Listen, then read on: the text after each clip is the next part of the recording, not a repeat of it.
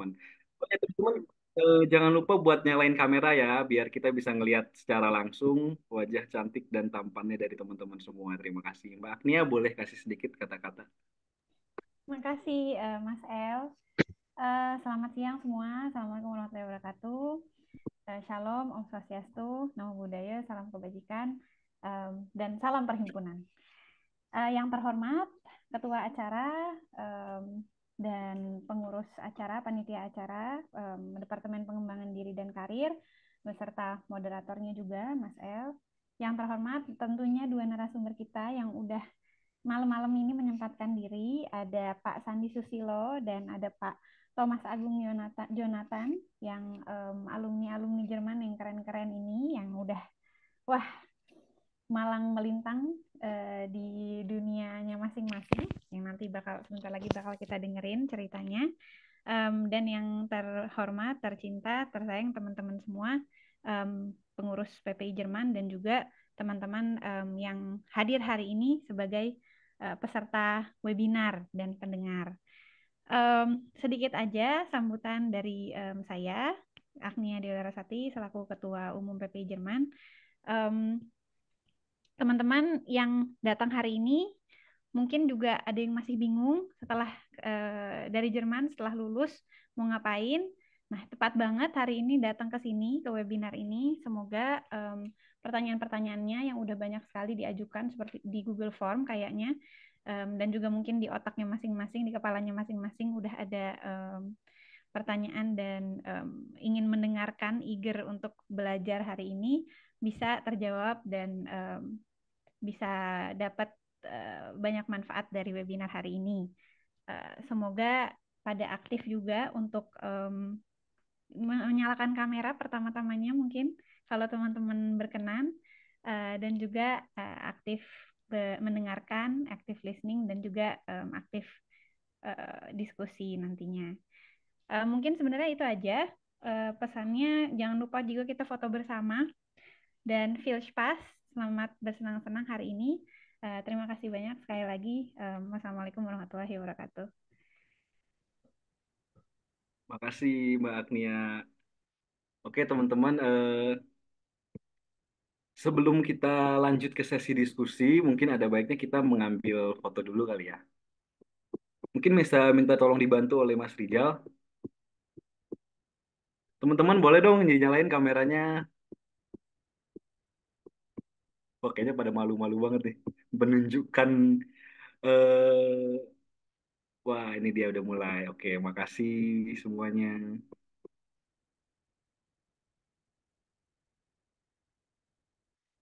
Oke teman-teman, kita ambil foto dulu ya. Mas Rijal boleh tolong dibantu.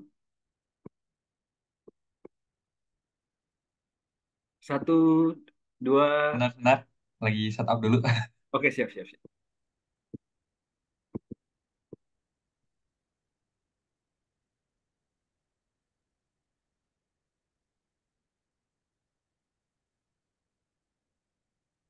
Oke, satu, dua, tiga,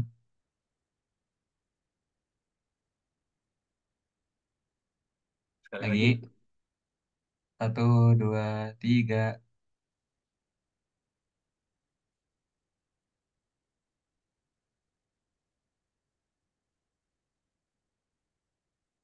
udah harusnya. Oke, thank you. Oke, baiklah dengan tidak berlama-lama ya. Karena ini pembahasannya menarik banget, bisa jadi pertimbangan buat teman-teman nih. Apalagi teman-teman yang mungkin masih kuliah, yang udah mau semester akhir tapi masih galau nih, pengen balik ke Indo, apa stay di Jerman. Terus juga dari Google Form juga ada juga nih teman-teman yang masih di Indonesia, yang mungkin udah berkarir tapi galau nih, kayaknya kok karir saya stuck di sini-sini aja ya. Kayaknya peluang ke luar negeri kayaknya bagus juga nih.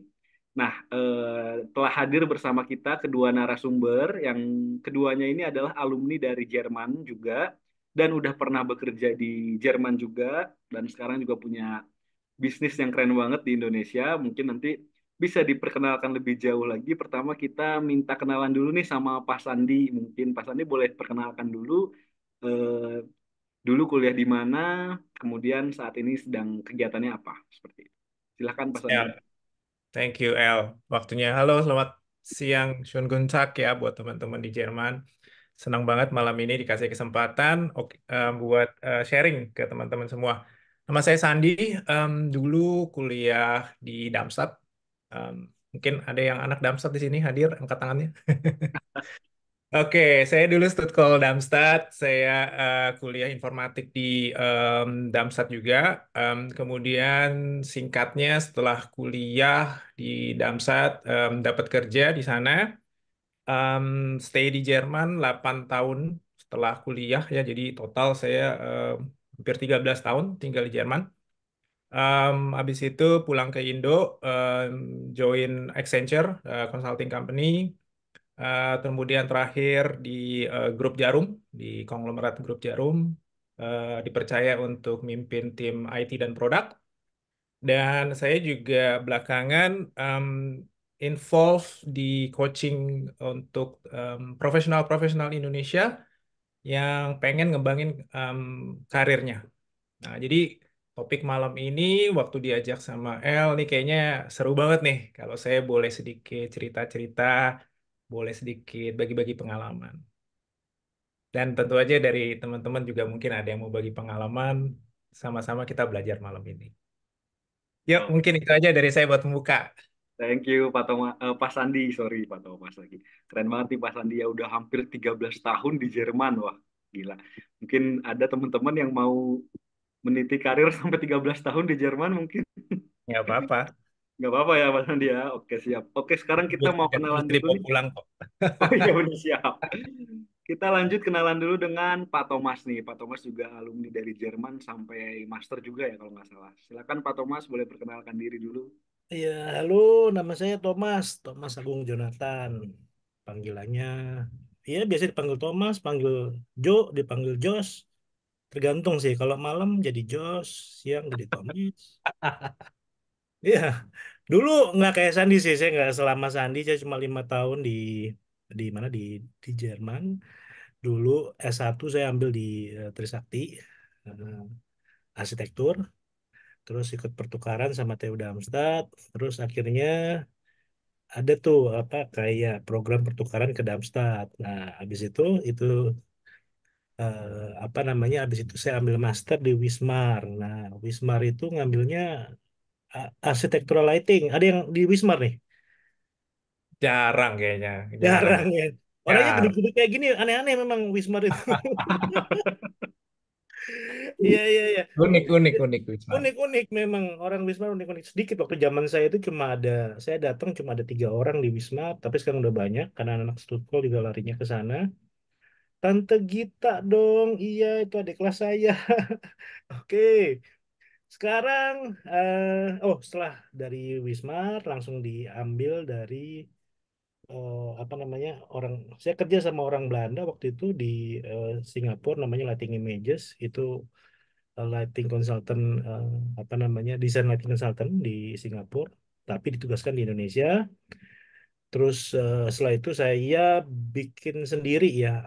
Tahun 2009 saya bikin yang namanya Atmosphere Lighting Consultant itu buat mendesain semua architectural lighting gedung ya, kawasan, gedung, interior, eksterior bersama teman-teman. Terus juga bersama teman-teman yang lain juga mungkin ada yang tahu Spitze. Nah, kita bikin sama-sama tuh sama-sama teman-teman Frankfurt gitu ya. Ya, akhirnya sebetulnya ya jadi dari pembicaraan kayak gini sebetulnya bisa jadi sesuatu kok gitu kalau kita serius sih. Itu aja sih.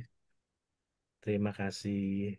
Oke, Pak Thomas. Wah, keren juga nih Pak Thomas. Dari Indonesia, terus ke Jerman, terus membangun Indonesia lagi ya, Pak Thomas ya. Iya dong, masa di Jerman? Ini Iya. belum-belum udah ngajakin rusuh nih ya. Ya, pulang Iya. dong, kalian pulang. Indonesia butuh kalian. Aduh. Waduh. Tapi Indonesia butuh kita nggak nih Pak Thomas nih? Ah, butuh, butuh dong, Oh, butuh butuh. ya. Siap. Butuh. Oke. Makasih banget nih kedua narasumber kita yang keren banget ya. Jadi buat teman-teman mungkin semoga apa yang bisa dibahas malam ini bisa menjadi pertimbangan buat teman-teman, bisa menjadi pengalaman ya. Oke, kita mulai dengan pengalaman dulu kali ya. Pengalaman gimana sih waktu Pak Thomas dan Pak Sandi ini menempuh pendidikannya selama di Jerman? Mungkin bisa diceritain singkat suka dukanya, awalnya, tantangannya seperti apa gitu. Siap. Silakan Pak Sandi dan Pak Thomas. Pak Sandi dulu kali ya, atau Pak Thomas dulu nih? Ya, Sandi kayaknya udah mau Waduh, ngomong tuh. Ya udahlah, host aja dulu. Ya, sih. Boleh Pak Sandi? kalau ditanya cerita pengalaman masa kuliah nih penuh penuh banyakkan tawa dan banyak tangisnya juga nih kayaknya nih. Wah, nih berapa kita punya waktu berapa lama ya El ya? Takutnya nggak cukup nih. Kita kita fleksibel aja Pak Sandi. Oke oke, Fleksibel semoga banget. nggak terlalu bosenin deh. Oke Siap, nggak siap. kepanjang. Jadi saya mulai berangkat ke Jerman, Stuttgart, Darmstadt, kuliah informatik dan kayak agak berbeda ya kayak zaman zaman kita berangkat dulu itu zaman saya berangkat itu mungkin nggak terlalu persyaratannya secara finansial itu nggak terlalu kayak zaman sekarang ya yang ada spare konto. Saya berangkat itu masih di zaman mereka cuma mau lihat deposito doang ya bahkan jadi nggak ada spare konto belum ada zaman saya berangkat. Dan deposito itu em, terus terang bisa ya pinjem dulu dari kiri dari saudara ya. Terus yang penting depositonya ada bawa ke kedutaan dan kedutaan percaya-percaya aja ya. Nah, jadi saya juga termasuk yang berangkat ke Jerman dengan kemampuan finansial mepet. Saya berangkat tahun 99 teman-teman ya. Kalau yang ingat tahun 98 itu Indonesia ada krisis ya, Deutsche Mark. Saya berangkat waktu itu masih zamannya Deutsche Mark. Deutsche Mark waktu 98 1300 zaman saya berangkat itu kalau saya nggak salah ingat itu di sekitar 9 ribuan. Jadi kenaikannya berkali-kali lipat. Dan itu impact banget ya buat orang tua sehingga em, terus terang juga dari sisi financial mereka sangat terbatas sekali untuk bisa nge-support. Nah, untungnya, untungnya ini nih, saya bersyukur banget nih karena Jerman itu sangat em, ngebantu banget buat mahasiswa-mahasiswa asing ada kesempatan untuk boleh kerja ya. Dan saya kerja juga untuk ya buat cari makan ya. Kerja di macam-macam, pernah kerja di restoran, pernah kerja di dulu kan di Darmstadt itu anak-anaknya banyak kerja di Frankfurt ya, di Messe, Messe Frankfurt selalu butuh orang. Pernah kerja di pabrik, pernah kerja di Brauerei, Binding Brauerei. Wah, itu lumayan tuh. Pengalamannya juga seru banget ceritanya. Dan akhirnya em, setelah 2004, setelah lulus, 2004 itu akhir pertama kali saya dapat kerjaan yang agak berhubungan dengan apa yang saya kuliah. Jadi saya dapat kerja wax student di salah satu company, 2 hari seminggu kalau nggak salah, 10 jam. Dan ketika saya lulus itu belum lulus pun bos saya udah langsung nanyain, kamu habis ini mau ngapain? Mau pulang Indo atau mau ngapain? Akhirnya ditawarin kenapa nggak join di sini aja. Nah tahun 2004-2005 itu belum banyak orang Indonesia yang kerja di sana. Karena itu zaman peralihan di mana Arbeitsamt dan Ausländerbehörde akhirnya saling ngomong. Zaman sebelum 2004, buat orang Indonesia yang tinggal di Jerman yang udah lulus dan mau kerja itu hampir mustahil. Karena eh Ausländerbehörde dan dan Arbeitsamt nggak saling ngomong waktu itu ya. Jadi kalau ada yang mau kerja, Ausländerbehörde bilang minta ke Arbeitsamt dulu persetujuannya. Arbeitsamt bilang minta ke Ausländerbehörde. Jadi di sebelum saya itu belum banyak lah. Itu hanya Ausnahmefälle yang bisa kerja. Akhirnya 2004 itu ada peraturan baru yang memungkinkan orang asing boleh kerja. Dan akhirnya ya udah saya putusin untuk nyoba dulu stay di sana. Dan saya akhirnya stay 4 tahun di salah satu company di Noisenburg. Company sekarang udah namanya udah diganti ya. Data Group itu IT company. Saya start sebagai software engineer, sebagai software developer. Kemudian 4 tahun kemudian nyobain kerja jadi consulting di CGI Data atau Logica Group. Itu cukup terkenal big consulting di Eropa. Jadi IT konsultan juga. Nah, itu awal mula saya dulu berkarir dan waktu itu lulus kuliah di Jerman. Wah, tapi rezekinya Pak Sandi nih bagus juga ya, lulus kuliah Wah, langsung amin. tawarin kerja ya. Amin, amin, amin. Wah. Kalau Pak Thomas gimana nih Pak Thomas? Wah, rezekinya lebih bagus lagi kalau Pak Thomas. Wah, jelas. Kelihatan nih dari perawakan Pak Thomas nih. Dari Nah, kan? gendutnya ya. Iya memang begitu. Saya nggak bilang ya. Bawaan Ya, Bukan saya saya tahu yang bilang diri ya. dong. Tenang aja.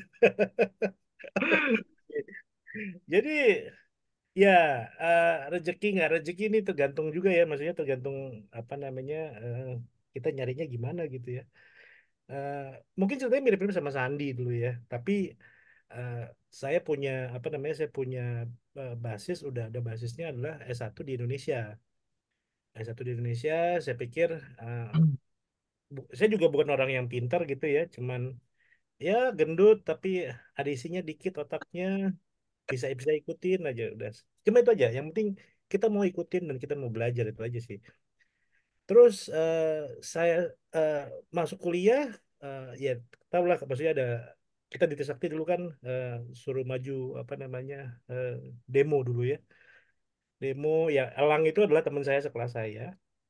Terus kebetulan saya dipilih untuk ikut apa namanya, kerjasama TU Damsat sama Trisakti menyelesaikan persoalan tentang pemukiman kumuh yang diikuti sama Uni Meksiko juga, eh, apa Belanda juga waktu itu.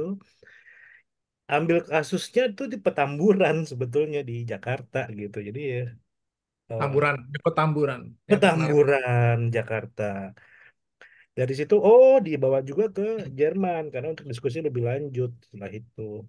Nah, karena ayah saya udah meninggal pada saat itu, ya saya masih cari duit sendiri ya gitu ya, maksudnya kuliah sambil kerja gitu ya. Terus jadi arsitek juga walaupun gajinya kecil gitu. Saya ingat banget, saya cuma dapat gaji 1,2 zaman itu ya, 2000, nggak nyampe 99, 2000 tuh cuma 1,2 gitu. Saya pikir, ah saya makan apa ini ya, artinya saya masih tambahin apa namanya, skill saya gitu ya, antara tambahin uang saya atau skill saya gitu aja kan pilihannya kan. Nah akhirnya saya ambil saya bantu kerjasama Trisakti TU Damsat itu dengan uang sendiri. Saya sama zaman itu, kalau kamu tulis cuma bis ende de studium udah selesai gitu, nggak perlu lagi apa namanya spare content segala, kan kita dulu bohonginnya gitu kan ya gitu aja, itu nggak Deposito dibacain total lagi. ada isinya aja ya, nggak tahu ya dari Ih, mana. pokoknya udah itu doang. Seingat saya cuma bawa uang tuh saya bawa uang cuma 200 euro ya. 2003 saya ke sana lagi, 2000 saya pertukaran, terus 2003 saya kembali ke sana buat ambil diplom engineer waktu itu di TU Damsat sama Sandi tuh, akhirnya kenal Sandi tuh. Terus udah gitu saya pikir lagi di Damsat itu, kok berapa banyak ya jadi arsitek ya, setiap tahun ini lulusan arsitek banyak sekali gitu ya, apa saya bisa bersaing dengan mereka gitu ya gitu. Ini bikin pendek aja gitu ya.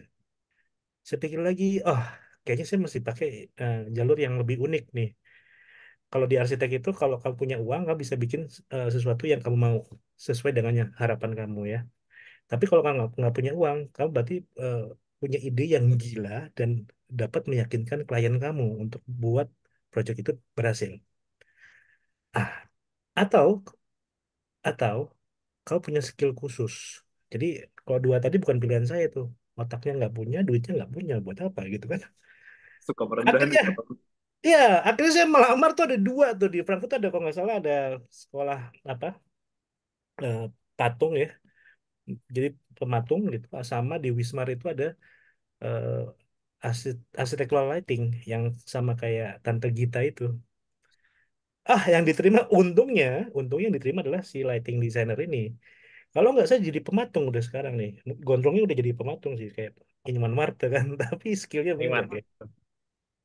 Ya setelah itu ya mungkin saya orang orang bodoh yang beruntung gitu ya. Sampai selesai, belum sampai selesai saya mesti, saya 4 tahun nggak pulang, 4 tahun nggak pulang karena nggak punya uang kan. Jadi kerja kerja sampingan sama Om Sandi sama yang lain, teman-teman Indonesia yang lain. Terus sekolah kerja sekolah karena nggak punya uang gitu ya. Terus setelah itu tiba-tiba saya kerja di Mese nih. Jadi penjual katalog di katalog stand gitu. Ada lighting designer Indonesia ngobrol depan saya. Tanya, Om orang Indonesia ya? Kan saya nggak tahu malu ya. Maksud semua saya tegur gitu. Orang Indonesia ya gitu ya. Iya. Oh iya. Kerja apa Om gitu? Oh saya lighting designer. Ih, dalam hati saya ternyata ada juga ya lighting designer di Indonesia ya gitu ya. Terus Kamu sekolah apa? Oh, saya sekolah lighting om di Wismar gitu. Jadi saya jadi apa namanya saat itu orang itu tertarik karena saya bilang saya butuh tempat untuk internship kan. Sedangkan saya udah dapat tempat buat gantiin orang Thailand di Stuttgart kalau nggak salah.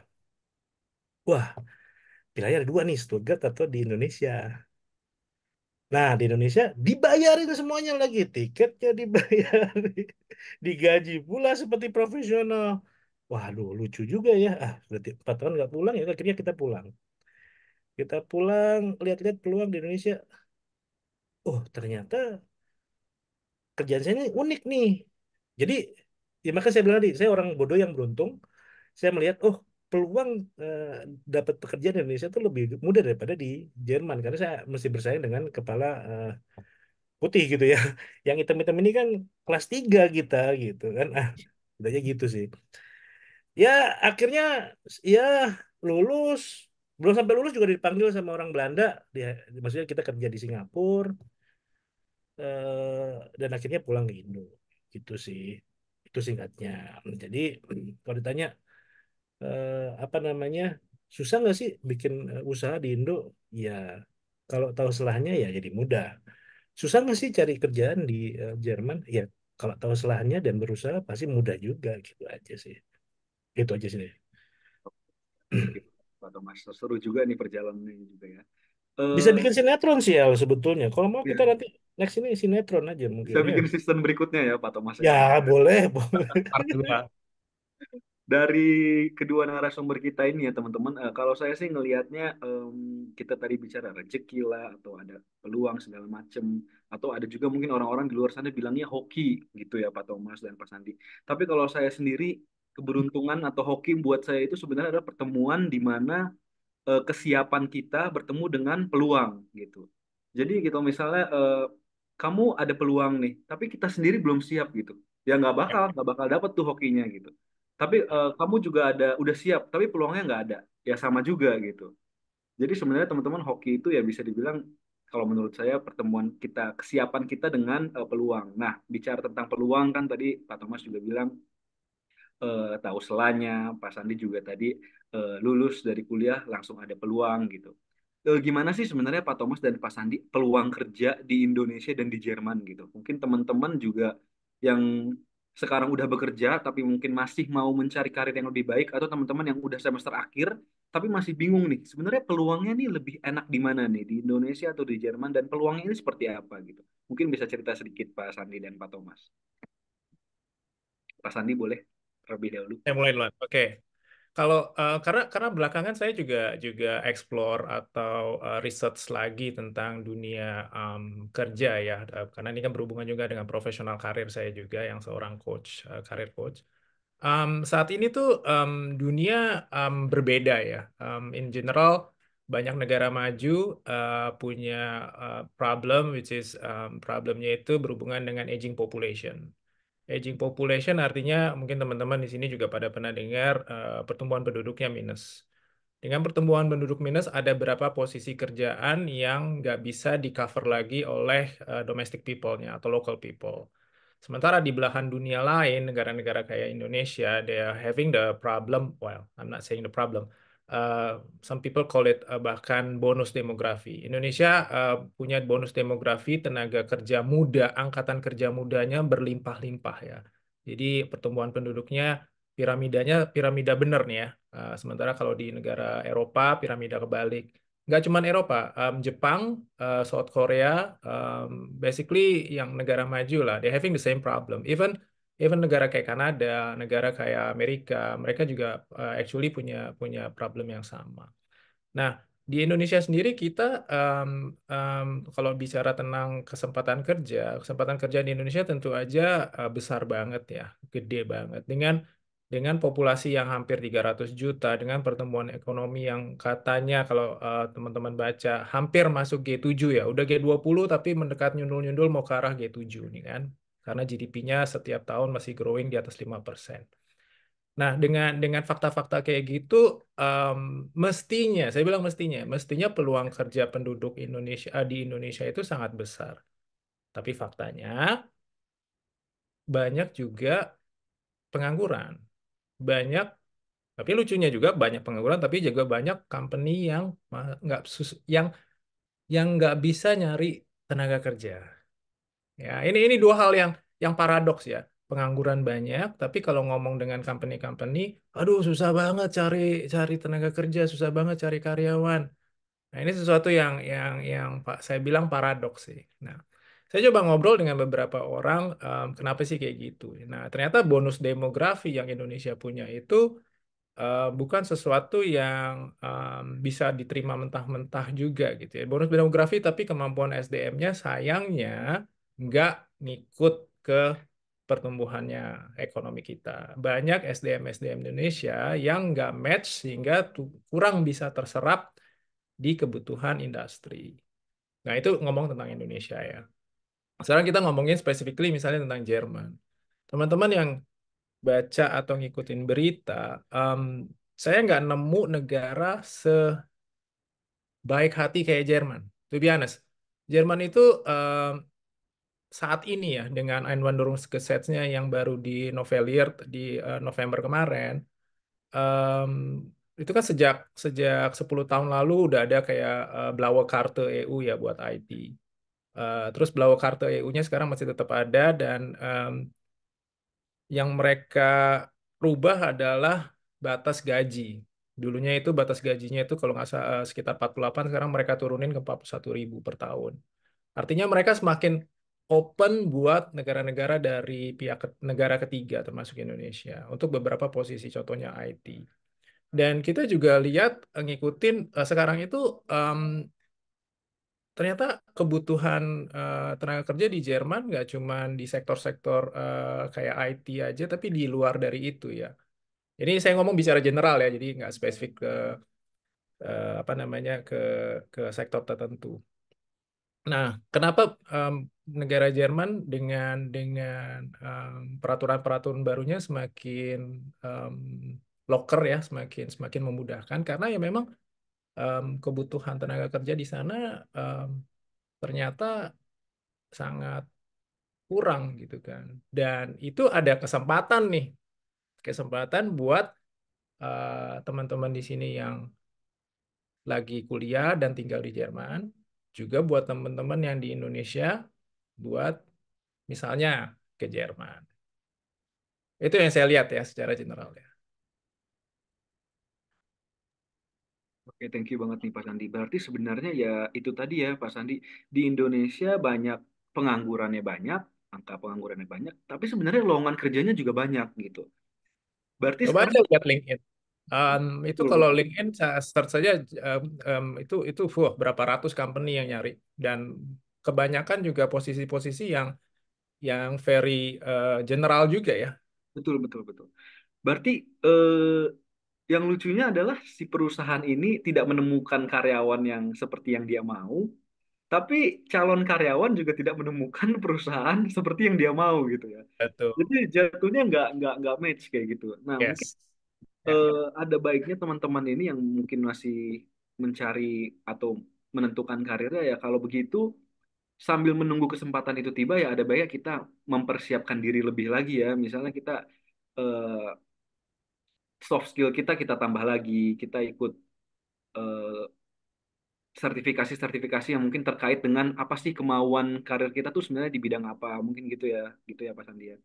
Nah, Saya nambahin sedikit ya. Jadi buat teman-teman Facebook ini, buat teman-teman yang Jerman yang mungkin lagi rencana mau pulang Indo, to be honest, posisi market Indonesia itu sekarang very attractive. Tapi juga jangan lupa di region kita, Southeast Asia, ya negara seperti Singapura, mereka mereka Pak Thomas nih pernah pernah lama tinggal di Singapura juga, nanti bisa cerita kondisi di Singapura. Tapi Singapura itu kan hanya di depan mata Indonesia ya, maksudnya itu hanya 1 jam flight dari Indonesia. Dan Singapura itu sekarang lagi overwhelmed banget dengan talent-talent luar biasa dari segala penjuru dunia. Jadi kalau teman-teman lihat ya banyak perusahaan-perusahaan teknologi Indonesia, startup teknologi itu sebenarnya mereka operated by um, Singapore people.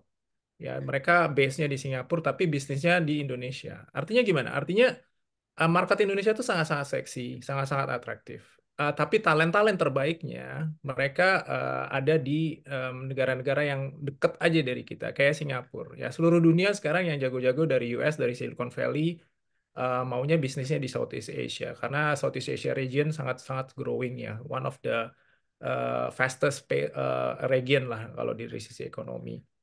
Tapi mereka maunya stay-nya di Singapura. Ya kan, stay-nya maunya di Singapura ya dengan segala pertimbangannya tentu aja kenapa Singapura lebih menarik. Tapi bisnisnya di Indonesia. Nah, problemnya sekarang gini, kalau kalau teman-teman mau datang pulang ke Indonesia untuk berkarir, teman-teman mau yang kayak gimana nih ya? Tentu aja yang kuliah di Jerman, tentu aja pengen expect oke, karena gue dulu pernah kuliah di Jerman, karena mungkin gue dulu pernah kerja di Jerman berapa tahun segala macam, terus expect bisa langsung punya eh ya posisi dan tentu aja salary yang bagus gitu ya. Itu belum jaminan ya, karena faktanya di Indonesia juga sekarang ini banyak lulusan-lulusan luar negeri yang berdatangan yang pulang kampung. Diaspora Indonesia kan sekarang lagi pada ditarik-tarikin pulang juga ya. Di diaspora Indonesia tuh yang tentu aja yang paling besar dari US ya. Dari Asia pun juga dari Jepang, dari Taiwan, dari Hong Kong, mereka juga very very bright-minded people juga. Jadi competition di Indonesia buat para lulusan luar tentu aja very tough. Nah, sekarang pertanyaannya sekalian ya, sorry kalau terlalu panjang. Pertanyaannya sekarang buat yang di Indonesia mau compete gimana caranya? Ya, yang dari luar diasporanya pada pulang semua ke Indonesia dengan skillnya masing-masing. Yang di Indonesia eh, persaingan semakin luar biasa kan. Ya. Salah satu caranya menurut saya adalah upskilling ya. Upskilling bisa dengan kompetisi technical maupun non technical. Tapi juga experience di dunia internasional tentu aja sangat membantu. Nah, negara Jerman saat ini itu sangat-sangat open banget. Saya nggak nemu negara lain yang sebaik hati kayak Jerman. Dan kalau memang teman-teman di sini ada yang pengen ke Jerman, I think this is the best time lah. Nggak pernah saya nemuin ada ini yang kesempatan yang lebih bagus sih dari sekarang buat dapetin global experience opportunity. Betul. Apalagi yang sudah di Jerman ya, Pak Sandi ya. Dia yang udah di Jerman. Oke, kalau kalau dari pandangan Pak Thomas nih gimana nih Pak Thomas tentang peluang ini? Aduh, ini saya kayak masih musuhan sama Sandi nih kita ya nih. Jadi, jadi gini gini gini.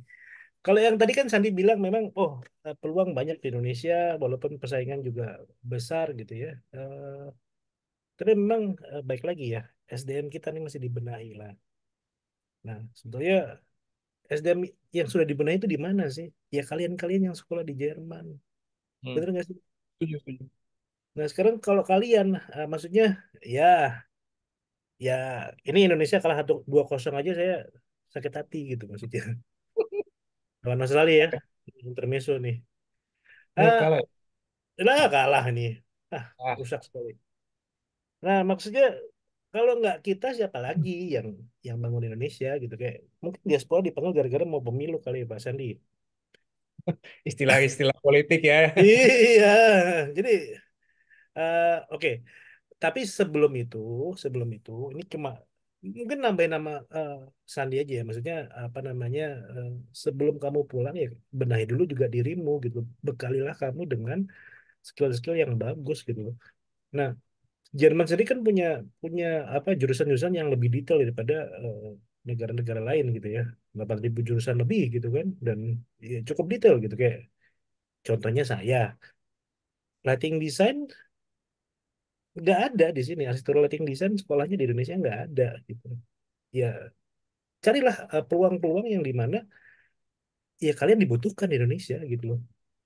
Ini prinsip saya selalu kasih tahu adik-adik gitu ya sebelum adik-adik itu yang mau ke Jerman gitu ya. Satu, tahu dulu potensimu di mana, kesenangan kamu di mana. Karena sekolah dengan senang hati sama sekolah dengan paksaan. Gara-gara mama saya ini saya masih masuk arsitek, saya masuk kedokteran. Beda rasanya. Tapi kalau kamu oh benar-benar pakai hati, kamu bisa nemuin oh iya ya sekolah itu enteng, begadang pun enteng gitu maksudnya. Karena kamu senang. Yang kedua, Lihatlah sekarang itu dari potensi kamu tadi, kira-kira apa sih yang lebih detail lagi yang kamu bisa kembangkan gitu loh maksudnya. Nggak cuma, oh oke saya mau jadi, oh, saya ambil manajemen. Manajemen apa? Yang dibutuhkan di Indonesia apa sih? 5 tahun ke depan apa sih? Coba berpikir udah mulai berpikir kayak, oke, gua 2 tahun ngapain? Gua kapan selesainya? 3 tahun itu ke ngapain? 5 tahun ngapain? 10 tahun ngapain? Kasih target. Ya, ya baik lagi. Memang kesempatan bekerja di Eropa, di terutama di Jerman, sedang besar-besarnya gitu ya. Maksudnya zaman kita dulu mungkin sulit sekali orang hitam, kepala hitam masuk ke perusahaan Jerman gitu ya. Ini Pak Sandi aja nih, memang dia kan otaknya encer, hokinya banyak gitu. Oke, oke, Dia masuk, oke. beruntung dia masuk. Eh, tapi tapi di Asia, terutama di Indonesia, peluang itu luar biasa banyak sekali. Luar biasa banyak sekali. Di situ tadi Sandi, oke. Jadi eh, dua-duanya punya potensi yang baik gitu sebenarnya saya. Tapi sebagai orang Indonesia, saya cuma mengingatkan alangkah baiknya pulang dan bangunlah Indonesiamu itu aja. Itu Tapi aja. mungkin kalau kalau mau memutuskan pulang pun juga get ready ya, karena um, yang di Indonesia faktanya yang jago-jago juga pada pulang nih dari negara-negara lain. Iya, ini buset ini siapa nih? Makin kenceng loh. Abdi Cakra ini panjang sekali. Langsung, ini detail sekali. Iya, iya. Ya, tadi yang saya bilang tadi ya, kayak misalnya skill, saya mau cari desainer aja ya. Saya langsung saja minta ampun, karena sistem pendidikan Indonesia tuh kurang sekali. Jadi pelatihan-pelatihannya nggak ada. Kok disambungin sama pekerjaan di Singapura ya. Singapura tuh punya peraturan yang sudah mumpuni. Jadi ada standarnya semuanya. Kamu nggak bisa macam-macam. Tukang listrik kayak yang benerin AC aja, dia masih punya sertifikasi. Sertifikat apa enggak kamu? Kalau enggak jangan pegang. Kamu nggak berhak megang. Kamu bisa kena su. Ya. Jadi dia udah punya peraturannya dan diikuti semuanya sama seluruh apa lapisannya gitu ya. Maksudnya dari pemberi pekerjaan sama sama si pelaku pekerjaannya gitu ya maksudnya. Nah, di Indonesia tuh nggak ada. Gampangnya aja ngomong deh. Tukang kayu bisa ngerjain tukang listrik juga nggak bisa. Judulnya tukang. Kan sedih ya. Maksudnya eh kita mesti ya kayak di Jerman juga sama sebetulnya. Jadi kalau pulang dari Jerman ke Singapura ya, oke, gue bisa saklek nih karena gue mengikutin semuanya dari peraturan. Tapi kalau di Indonesia ini sedikit saran saja. Jadi siapkan dirimu juga untuk lebih fleksibel. Lihat sekitarnya, bukan jadi jelek ya, enggak. Tapi lihat peluang. Jangan maksudnya, oh oke, jadi ini kita tidak ada peraturan abu-abu, kita sikat aja, kita main gelap semuanya. Enggak juga, enggak gitu juga. Yang gelap, yang negatif pasti tidak berhasil. Tapi kalau kamu lakuin itu dengan penuh strategi yang tepat, pasti jadi sesuatu. Itu aja tambahannya. Oke, bener banget ya Pak Thomas ya. Sebenarnya ya balik lagi ke diri kita masing-masing sebenarnya Pak Thomas ya. Kalau misalnya kita mau bicara panjang lebar, ini bahkan dari siapa nih ada yang komen nih Farkuhar Ini Abdi. komennya bagus banget loh. Kamu Ya dia kamu bisa bahkan langsung membreakdown silakan nih. silakan yang nulis Gila bro, langsung. gila bro, ini gila bro. Ini otaknya Bener-bener. banyak nih kelihatannya nih. Nggak Tapi seperti yang saya nih. dia katakan juga yang menurut saya mungkin benar, mungkin teman-teman juga punya pendapat pribadi lagi gitu. Pada intinya adalah mungkin dari sisi kita adalah kita maunya seperti apa gitu. Nah, ketika kita udah tahu seperti yang dibilang Pak Thomas tadi kita maunya gimana, seperti yang dibilang Pak Sandi juga. Nah, kita bisa upskilling kita gitu. Kita bisa perdalam skill kita di bidang yang kita mau. Saya sendiri ya Pak Thomas kalau boleh cerita dikit, saya juga udah kuliah di Indonesia, udah kerja juga di Indonesia. Tapi ternyata ya begitu ya. Mungkin saya tidak mendapatkan apa yang saya mau seperti itu ya. Perusahaan yang saya mau juga mungkin tidak mendapatkan sesuatu yang mereka mau dari saya gitu. Jadi akhirnya saya coba lihat peluang ke Jerman dan ada ya untuk di umur saya sekarang ini mungkin saya orientasinya ke gaji aja kali ya. Jadi oh gaji di Jerman gede nih, ya udah deh saya ke Jerman aja.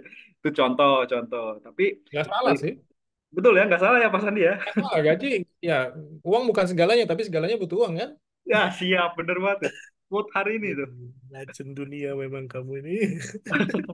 Nah, mungkin teman-teman juga ya masih bingung kan yang di Jerman gimana. Saya sendiri juga bahkan masih bingung sebenarnya nih, Pak Randi dan Pak Thomas. Nanti saya sebenarnya setelah Ausbildung ini mau gimana nih? Mau lanjut berkarir di Jerman atau balik di Indonesia? Tapi beberapa masukan dari Pak Thomas dan Pak Sandi juga ya sangat menyindir saya lah gitu. Misalnya teman-teman atau saya nih kuliah di bidang manajemen. Manajemen apa gitu? Kita tuh maunya apa gitu? Kita mau fokusnya di bidang apa gitu? Oke, kalau gitu itu tadi bicara tentang peluang dan segala macamnya. Nah, kalau dari Pak Sandi dan Pak Thomas sendiri nih, kira-kira kalau misalnya kelebihan dan tantangannya tuh gimana sih perbandingannya di Indonesia dan di Jerman? Kan Pak Sandi dan Pak Thomas juga udah ngerasain nih di kedua negara ini gitu. Jadi boleh cerita sedikit juga kelebihan sama tantangan apa sih yang paling besar gitu, yang paling dasar waktu berkarir di Indonesia atau di Jerman seperti itu. Culture kali ya. Iya, San ya. Sandi dulu dah, Sandi dulu. Sandi sudah mau ngomong tadi kan. Marah. Ngomong-ngomong, silakan, silakan Bapak Thomas, silakan. Ya, Baik, silakan. ya, ya, yang paling besar sih culture ya. Maksudnya satu, yang paling gini, orang Indonesia tarsok-tarsok, apa namanya, nanti Marsok, Pak. disiplin kurang, ya iya dong. SKS, Jam zaman karet, jam ya sistem kebut semalam tuh. Ja- Zaman saya di Trisakti, oh saya pikir nggak usah belajar besok juga bisa kok saya. Tapi kalau di Darmstadt coba nggak belajar, nggak lulus kamu Begitu ya, sekolah. Pak? Iya, artinya kita yang sekolah di sana, yang kita yang hidup di sana, secara nggak langsung kita dididik untuk lebih disiplin, lebih tahu apa yang harus dikerjakan. Jadi kayak misalnya, oh prioritas mana ini, secara nggak langsung. Jadi ya, ya syukur juga, alhamdulillah kita udah pernah nyobain kayak gitu, gitu ya. Dan itu dibawa ke negara-negara Asia gitu, kayak di Indonesia gitu. Jadi, nah sampai sini, saya ya 5 tahun di Jerman tuh artinya saya, oh oke, saya masih jadi orang yang saklek, jujur, supaya saya dapat sesuatu yang baik gitu ya. Di Singapura saya masih bisa ikutin, karena mirip-mirip lah ya, maksudnya semua ada aturannya, kita bisa ikutin semuanya gitu ya. Jadi kita nggak bisa main koboi gitu. Sampai di Indonesia, saya saklek, dimusuhin banyak orang. Kenapa? Oh enggak, karena di sini mainnya beda. Oke, pelan-pelan nih. Terus kalau saya nih misalnya mendesain dengan brand yang bagus, udah pasti bagus dong. Tapi mahal. Bisa nggak kira-kira orang orang Indonesia dengan masih pendapatan seperti itu, walaupun orang kayanya gitu ya, beli lampu yang 8 juta udah mahal banget. Tapi di Jerman itu taraf bagusnya segitu. Saya pernah dimarahin depan depan umum, maksudnya ini duit bapakmu. Waduh, muka saya udah merah. Udah malu sekali saya. Tuh, saya kasih yang terbaik buat klien saya.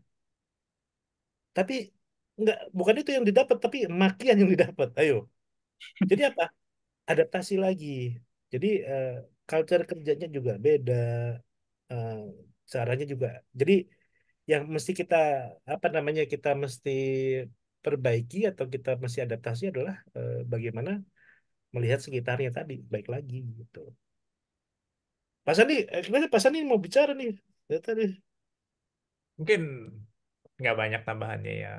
Setiap negara baik di Jerman dan Indonesia punya kelebihan dan kekurangan ya. Kalau saya pribadi boleh menilai, waktu saya kerja di Jerman 8 tahun lamanya, beberapa hal yang saya kagumin tentang budaya Jerman itu adalah pertama work ethic atau budaya kerja. Mereka sangat-sangat profesional sekali ya. Saking profesionalnya kalau jam istirahat pun ketika kita ngopi atau makan siang, topiknya cuma ada selalu 3 biji. Yang pertama topik tentang weather, yang kedua tentang Bundesliga, yang ketiga tentang Urlaub. Udah, itu terus setiap setiap makan siang ngomongnya cuma 3 hal itu doang.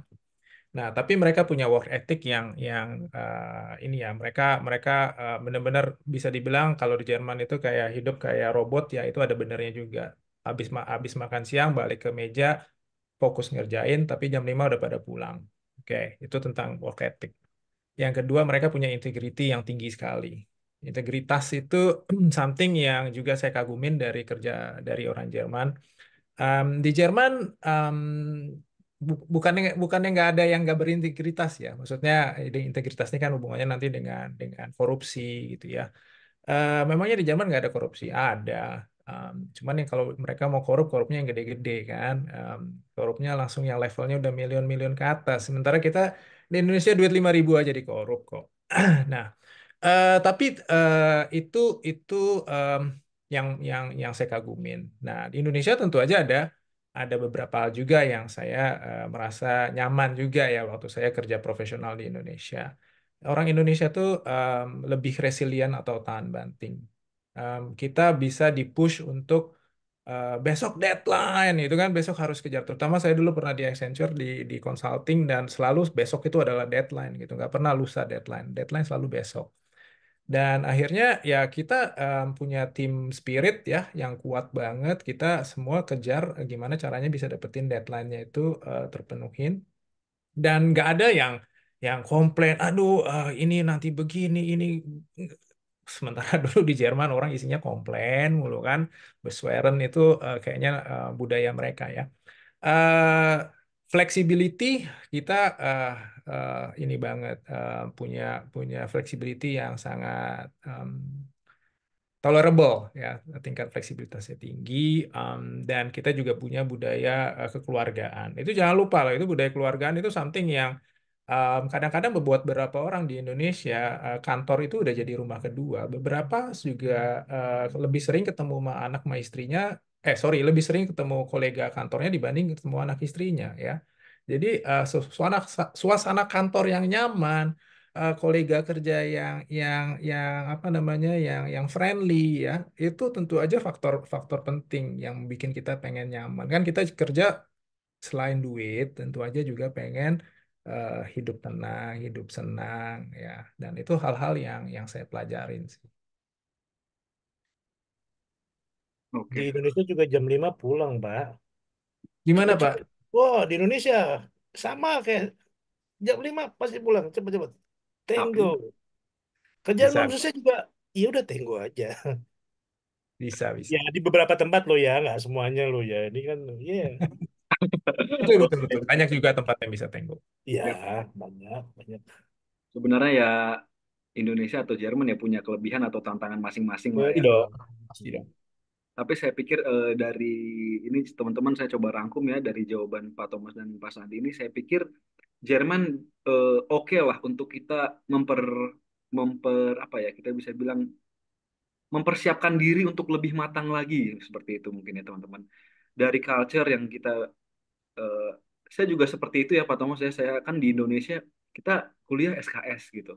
Kerja juga aman lah nanti bisa. Tapi sejak sampai di Jerman ya, untuk informasi juga teman-teman, saya baru di Jerman 4 bulan, itu benar-benar kaget juga loh.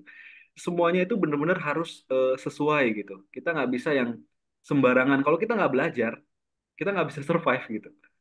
Jadi ya mungkin untuk teman-teman yang sekarang udah di Jerman, kayaknya tidak masalah ya untuk melanjutkan karirnya di Jerman dulu gitu. Ini pendapat saya pribadi ya. Dan untuk teman-teman di Indonesia yang mungkin masih struggle atau masih mau mencari yang lebih baik, menurut saya Jerman juga awal yang baik ya. Siapa tahu mau mengikuti jejak ya. Saya udah sempat kerja juga di Indonesia. Nanti setelahnya, setelah kita lebih baik ya, pastinya kita balik lagi lah ke Indonesia buat bangun negara kita tercinta kayak gitu. Nah, teman-teman juga kalau misalnya ada yang mau ditanyain ke narasumber, boleh langsung diketik dulu di kolom chat ya. Nanti kita sembari sembari diskusi, sembari kita bacain. Oke, Pak Open mic Thomas dong dan Mas Andi. kalian biar Gimana, bisa Pak? ngomong. Open mic. Oh iya, boleh, boleh. Yang mau open mic nanti boleh angkat tangannya. Iya, Bisa iya. raise hand ya, teman-teman. Kayak ini dong. Aduh, Indonesia. Waduh, banyak Oh, banget. sebenarnya Pak Thomas dan Pak Sandi, kita juga udah banyak pertanyaan nih dari Ayo, boleh. Google Form ya, tapi kita tampung dulu. Ini diskusinya seru nih. Kalau gitu, balik lagi Pak Sandi dan Pak Thomas. Kalau gitu gimana sih ngelihat informasi-informasi seperti itu, kayak teman-teman nih yang udah semester akhir, informasi nanti dia mau cari lowongan tuh seperti apa gitu, atau teman-teman yang dari Indonesia nih pengen gitu punya karir lanjut di Jerman. mereka nih bisa dapat informasinya dari mana gitu Pak Sandi dan Pak Thomas? Makeitingermany.com. Oke, itu website punya Indonesia atau Website resmi dari pemerintah Jerman ya, terkait gimana kerja di Jerman. oh gitu, oke. Kalau dari Pak Thomas mungkin ada saran-saran? Di Indonesia, lihat Iya. koran dong, Kompas. Wih, Udah nggak gak boleh. zaman. Udah gak zaman om-om itu. Ya, ya, ya. Enggak, sekarang ya, ya udah banyak platform lah ya. Maksudnya di sini juga kan ngikutin apa namanya perkembangan zaman lah ya. Koran mana ada lagi kan gitu. Di kampung masih ada orang tuh buka buka koran tuh deh. Ya, ya LinkedIn. Ya, jadi headhunter juga pasti lihat LinkedIn ya sekarang ya. Gimana San? Bener nggak sih San?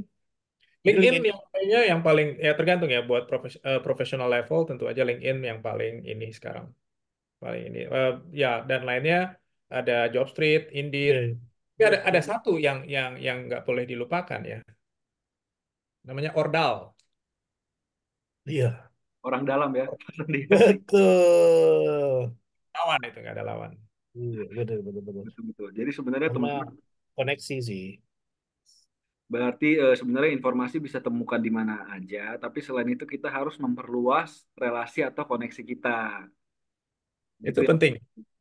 LinkedIn segitu banyak openings ya, karena saya juga pernah posting jobs dan nge-scroll down segala applicants yang masuk. Kalau saya jadi recruiter, jadi HR, dan harus nge-review CV satu-satu, itu memang hampir impossible. Kenapa? Karena kalau kita, ya faktanya adalah banyak applications yang kualitinya jelek. Ya, kita mintanya specifically itu mungkin kenapa di Indonesia itu banyak job opening yang hampir nggak masuk akal ya. Misalnya mintanya IT tapi dia bisa semua macam programming language, segala macam database, network, security, benerin uh, laptop, benerin apa HP pecah juga dia harus bisa ya, desain juga jangan lupa. Mungkin juga karena yang apply juga ajaib-ajaib terus terang. Jadi um, gimana caranya kita bisa stand from the crowd kan kalau kita mau apply kerjaan. Nah ini yang teman-teman di Jerman perlu perhatikan juga. Jangan lupa build your connections, build your network. Teman-teman yang mungkin um, masih di Jerman dan udah ada temennya yang pulang ke Indonesia duluan, kontak mereka. Hai, kalian sekarang kerja di mana? Gimana kerja di sana? Dan sebagainya.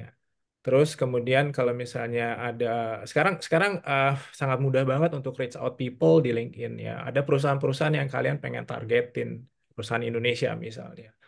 Coba add beberapa employee di sana. Coba follow page-nya. Dan LinkedIn itu sekarang kan udah jadi sosial medianya buat profesional. Nah, dengan kalian nge-reach out mereka, kalian bisa kenalan, build your reputation juga ya dengan kalian posting-posting, tentu aja. Dan mana tahu nanti ada opportunity untuk bisa dapetin kerjaan di situ. Karena kalau hanya melalui jalur biasa ngelamar kerjaan aja, ya kalian nggak akan stand from the crowd. Cuman just another applicant gitu. Iya. Apalagi zaman kita dulu ya. Zaman kita dulu semuanya pakai Malah nggak chatball. pakai ya LinkedIn-nya nggak Iya. ada, ya, belum ada lah LinkedIn. Udah, Iya, betul, betul. Belum ada dulu. Ada dulu cuma itu ya, Friendster dulu ya. Bapak di zaman berapa itu, Pak? Friendster, waduh, saya masih umur Masih Pesertanya berapa itu Friendster, Friends? om saya ini dulu. harus Om. buka Wikipedia dulu buat cari tahu Iya. apa itu. Buat anak-anak sekarang, apa itu Friendster? Aduh, apa itu? Ini kayaknya ada yang mau tanya nih. Oke, Ayo, ayo. berarti memang ya relasi ya, gimana cara ningkatin Nggak relasi ya. bisa bohong. Orang Ya, dalam tuh udah relasi nggak ada orang musuhnya dalam lah ya. apa itu tetap penting. Oke, oke, Pak Sandi dan Pak Thomas, thank you banget ini sharing-sharingnya. Kita lanjut sharing lagi, tapi sambil ke sesi tanya jawab kali ya, biar teman-teman Ya, masih ada yang mau ditanyain juga bisa ngomong secara langsung. Ini ada yang udah angkat tangan, kita boleh duluan banyak, ke banyak. Mas Farkuhar Abdi Cakra, boleh open mic. Iya, halo. Terima Oh, kasih ya banyak atas dong, Mas. kesempatannya. Saya kan nggak Terus bisa lihat Masnya nih. Aduh. Halo Mas, siap. lagi error ini, Mas. Oh, Lagi oh, error siap, kameranya. siap, siap. Gimana, gimana? Laptop saya jadul sebenarnya. Jangan gitu dong. Jadulan saya lah, masih Friendster. Jadi gini, terima kasih atas sharingnya Kak Thomas sama Kak Sandi ya. Jadi saya ini belum pernah ke Jerman dan saya masih Indonesia, tapi saya punya visi untuk melanjutkan studi lalu kerja di Jerman untuk menjadi mungkin peneliti atau kerja di industri. Salah satu yang menjadi concern saya itu sejak eh, beberapa tahun ini kan mulai terangkat ya. Kemarin kan sempat viral itu yang ada partai yang entah ini bukan saya lupa Belanda atau Jerman, tapi kan dia eh, menyerah seperti tidak mau ada imigrasi lagi. Kalau misalkan dari pengalaman kerja, tadi kan sempat tersebut juga oleh Thomas tuh. Ada kita ini akan tetap sebagai warga kelas 3 di sana.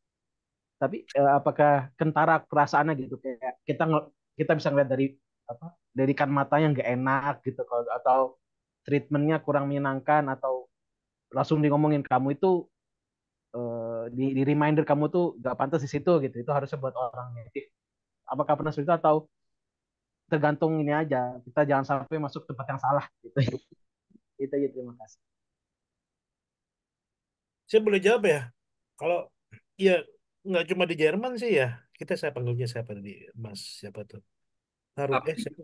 Mas Abdi. Ya, maksud saya di Indonesia pun bisa terjadi gitu. Maksudnya pelakuan rasis segala nggak cuma di Jerman, di Indonesia pun bisa terjadi. Di semua negara bisa terjadi gitu. Jadi eh sebenarnya gini, saya pernah nih di Wisma itu kan bekas Jerman Timur ya. Jadi student pala hitam juga zaman itu kan masih dikit juga ya di Wisma itu. Jadi kalau kamu ke Aldi gitu ya kayak kalau saya yang ambil barang saya dibanting, kesel nggak? Ini tante rese banget nih dalam hati gue kenapa dibanting gitu kan? Kan saya bayar juga gitu, saya kan kerja enak aja, potong pajak lagi kan?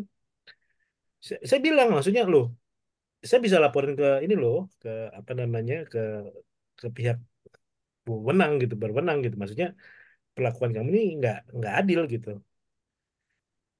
Asal kita tahu salahnya dan kita punya skill, maksud gua, maksud saya punya punya punya pengetahuan yang lebih, mereka juga akan respect ke kita gitu loh. Jadi nggak usah, jangan khawatirin itunya dulu. Kalau mau ketemu orang jahat di Pasar Senen juga bisa ketemu, benar nggak? Nggak mesti mesti nunggu di Jerman, nggak gitu juga konsepnya. Tapi maksud saya kita tahu dulu peraturannya apa nih, skill saya apa nih. Jadi orang itu juga respect sama kita gitu. Itu aja sih maksudnya. Mungkin Pak Sandi ada tambahan? Kalau soal rasisme, kayak teman-teman di Jerman sekarang yang bisa lebih jawab ya. Cuman saya cerita Mm-mm. 15 tahun saya di Jerman, alhamdulillah saya nggak pernah sih ngerasain something yang lebih ke arah diskriminasi karena ras dan sebagainya ya. Terus juga, tapi itu nggak fakta yang nggak dipungkiri. Dari yang saya baca juga politik di negara Eropa semakin lama semakin ke kanan ya. Di Belanda pemimpinnya sekarang udah sayap kanan jelas ya. AfD di Jerman juga naik daun. Mungkin bentar lagi masuk ke Bundestag kan. Tapi yang bisa kita lihat dari pelajari adalah mereka lebih logis ya. Mereka nggak bisa menutup diri tenaga kerja asing itu dibutuhkan di Jerman karena tadi aging population dan sebagainya. Tapi mereka mau yang qualified aja ya. Kalau yang nggak qualified, saya yakin sekarang di Jerman juga udah banyak banget yang nggak qualified. Dengan Einwanderungsgesetz yang baru, peraturan yang baru itu buat buat nendang imigran gelap atau imigran bermasalah itu jadi lebih cepat. Dulu butuh tahunan untuk bisa abschieben, sekarang cuma butuh berapa minggu aja udah bisa dipulangin. Jadi jangan jangan khawatir ya tadi tentang tentang sayap kanan lah, tentang apa. Kalau kita punya skill yang mereka butuhkan, tentu aja selalu ada tempat sih buat kita di sana. Oke gitu ya Mas Abdi. Nah, semoga terjawab. Oke, Jangan takut Mas Abdi. Aduh, asal benar kita pasti dilindungi ya Kak. Ah. kita lanjut ke pertanyaan berikutnya nih ada sedikit pendapat dan minta pandangan nih dari Mbak Yosefin Setiawan. Mungkin Mbaknya mau bacain langsung mungkin boleh open mic yang di kolom chat ini. Yep. Oke, boleh. Ya, Halo Mbak Yosefin. oke. Ya, halo. Ya, terima kasih ya buat kesempatannya bisa gabung. Jadi ini mau menanggapi yang masalah di Indonesia itu kan dibilang kalau cari kerjaan itu susah. Ada yang ngomong susah, terus juga ada yang ngomong cari pekerja juga susah. Jadi sebenarnya ini pengalaman pribadi ya. Kalau misalkan kenyataannya tuh sekarang bukan ya memang sih di mana-mana di tempat kan pasti ada yang pekerja yang tidak kompeten. Itu udah pasti. Tapi di sisi lain juga banyak pekerja kompeten, tapi ternyata dari perusahaannya itu dia nggak bisa mengeluarkan budget lebih. Jadi yang sering kejadian adalah ya pekerjaan banyak, saya dapat banyak pekerjaan, tetapi kenyataannya tuh untuk negosiasi gaji itu dari perusahaan juga mereka kayak ada ketakutan untuk memberikan budget. Itulah yang kenapa aku lihat fenomenanya orang lebih milih ya udah kalau misalkan gitu mendingan aku cari kesempatan di luar negeri. Mungkin di negara tujuan itu di gajinya itu kalau misalkan distandarisasi sama biaya hidup di sana mungkin terkesan lebih rendah, tapi kalau dirupiahkan akan lebih tinggi. Dan dipikirnya oke lah nanti diirit-irit nanti buat modal gitu. Tapi akhirnya karena udah keenakan di negara luar, maka jadi malas pulang ke Indonesia. Itu juga yang saya kejar juga sekarang. Kenapa? Karena terakhir saya resign dari tempat yang lama, lalu saya mencari kesempatan di tempat yang baru itu ternyata beberapa interview itu tidak sesuai harapan. Jadi meskipun di perusahaan sebesar apapun, jadi regulasinya memang aneh-aneh, itu udah pasti. Seperti ada perusahaan gede juga yang dia tuh minta tahan ijazah, padahal kan itu udah jelas ilegal. Tapi di sisi lain, saya juga pernah jadi di pihak yang memberikan pekerjaan. Di sisi lain itu, waktu saya di posisi orang yang merekrut, itu sangat sulit sekali menentukan kalau pekerja ini tuh dia kompeten sesuai sama nilai yang dia punya, tapi akhlaknya tuh bagus juga nggak. Karena banyak kejadian waktu saya itu harus rekrut orang, masalahnya adalah si orang tersebut itu bisa kerja 1 hari 2 hari, begitu langsung kabur, langsung hilang nggak ada kabar. Terus mungkin dia pegang aset kantor dan nggak bisa dihubungin lagi kan. Itu juga jadi kendala juga sih sebenarnya. Kalau misalkan saya sendiri mikir, karena memang saya merasa di negara ini kok kayaknya tidak dihargai ya. Maksudnya apalagi banyak kejadiannya itu adalah waktu saya di tempat kerja saya yang kemarin, memang saya bukan lulusan luar negeri. Tapi minimal harusnya, maksudnya melihat dulu, bukannya saya ngomong ini sebagai contoh ya, salah saya tuh salah satu lulusan dari Universitas PTN yang cukup terkenal di Indonesia, dan saya lulusan dari 2 kampus, satunya juga swasta, juga salah satu yang ada nama juga di Indonesia. Saya udah lulus dari 2 tempat itu, 2 jurusan yang berbeda, saya lulus cum laude, tapi pada saat bekerja, saya tidak dihargai. Malah justru lebih dihargai mereka yang lulusan dari luar negeri. Padahal lulusan luar negeri ini tuh sebenarnya mohon maaf, dia itu untuk di bidang pekerjaan itu jujur secara tim itu saya merasa sangat dibebani oleh mereka-mereka ini karena mereka tuh memang cuma ada titel aja mereka lulusan luar negeri, tapi untuk atas kerja mereka tuh kurang banget. Itu fenomenanya sih kalau misalkan yang aku lihat ya di Indonesia.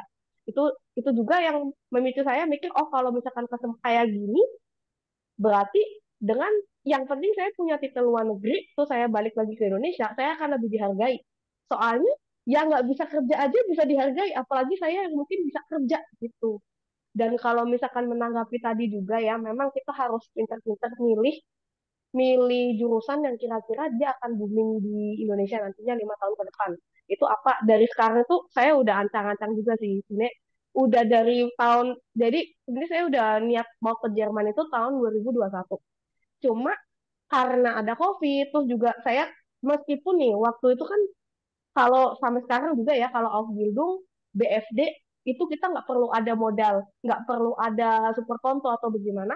Tapi kalau dari saya pribadi, saya mikir ke depan. Memang kalau di 2 program itu kita nggak diperlukan super konto, tapi alangkah lebih baiknya kita itu mungkin memulai dari awal, dari BFD dulu atau dari FSC dulu, tapi kita juga punya super konto. Jadi amit-amit kejadian apa-apa di Jerman kita tuh nggak ngenes-ngenes banget gitu loh. Karena kan memang saya lihat juga beberapa teman saya yang udah ke Jerman, dia juga mengeluhkan kalau banyak banyak yang dari Indonesia dia itu bekerja di Jerman melalui agen atau mandiri, mereka juga etos kerjanya itu kurang. Jadi sampai akhirnya saya pernah diskusi juga sama teman saya, dia pun akhirnya ngomong, kalau misalkan lihat orang Indonesia yang banyak etos kerjanya itu disamakan dengan negara asalnya, saya jadi mau nggak mau saya mendukung sih kalau banyak agent yang dia tuh suruh kita itu taken kontrak dulu kalau misalkan kita tiba-tiba kundigung atau kabur kita bayar denda. Soalnya kondisinya kayak gitu. Gitu sih. Oke. Kak, Kak, di mana Kak? Saya cari orangnya Kak. Saya bantu cari nih. Sabar Pak, Emosi jangan nih. emosi Pak. Emosi Ini, nih. ini kayaknya pertanyaannya agak relate nih ya sama Pak Sandi dan Pak Thomas nih, karena Oke, Iya. juga coach karir kan, dan salah satu pengalaman Mbak Yosep kan juga sebenarnya agak mirip kasusnya sama saya, karena ya itu tadi ya, kita punya ekspektasi gaji, tapi perusahaan juga nggak bisa support di situ gitu. Akhirnya ya beginilah saya saat ini ada di Jerman ya, karena ya balik lagi untuk saya ya pria yang sudah berumur ini ya sekarang saya orientasinya ke uang aja gitu. Mungkin bisa dijawab nih Pak Sandi dan Pak Thomas gimana tanggapannya?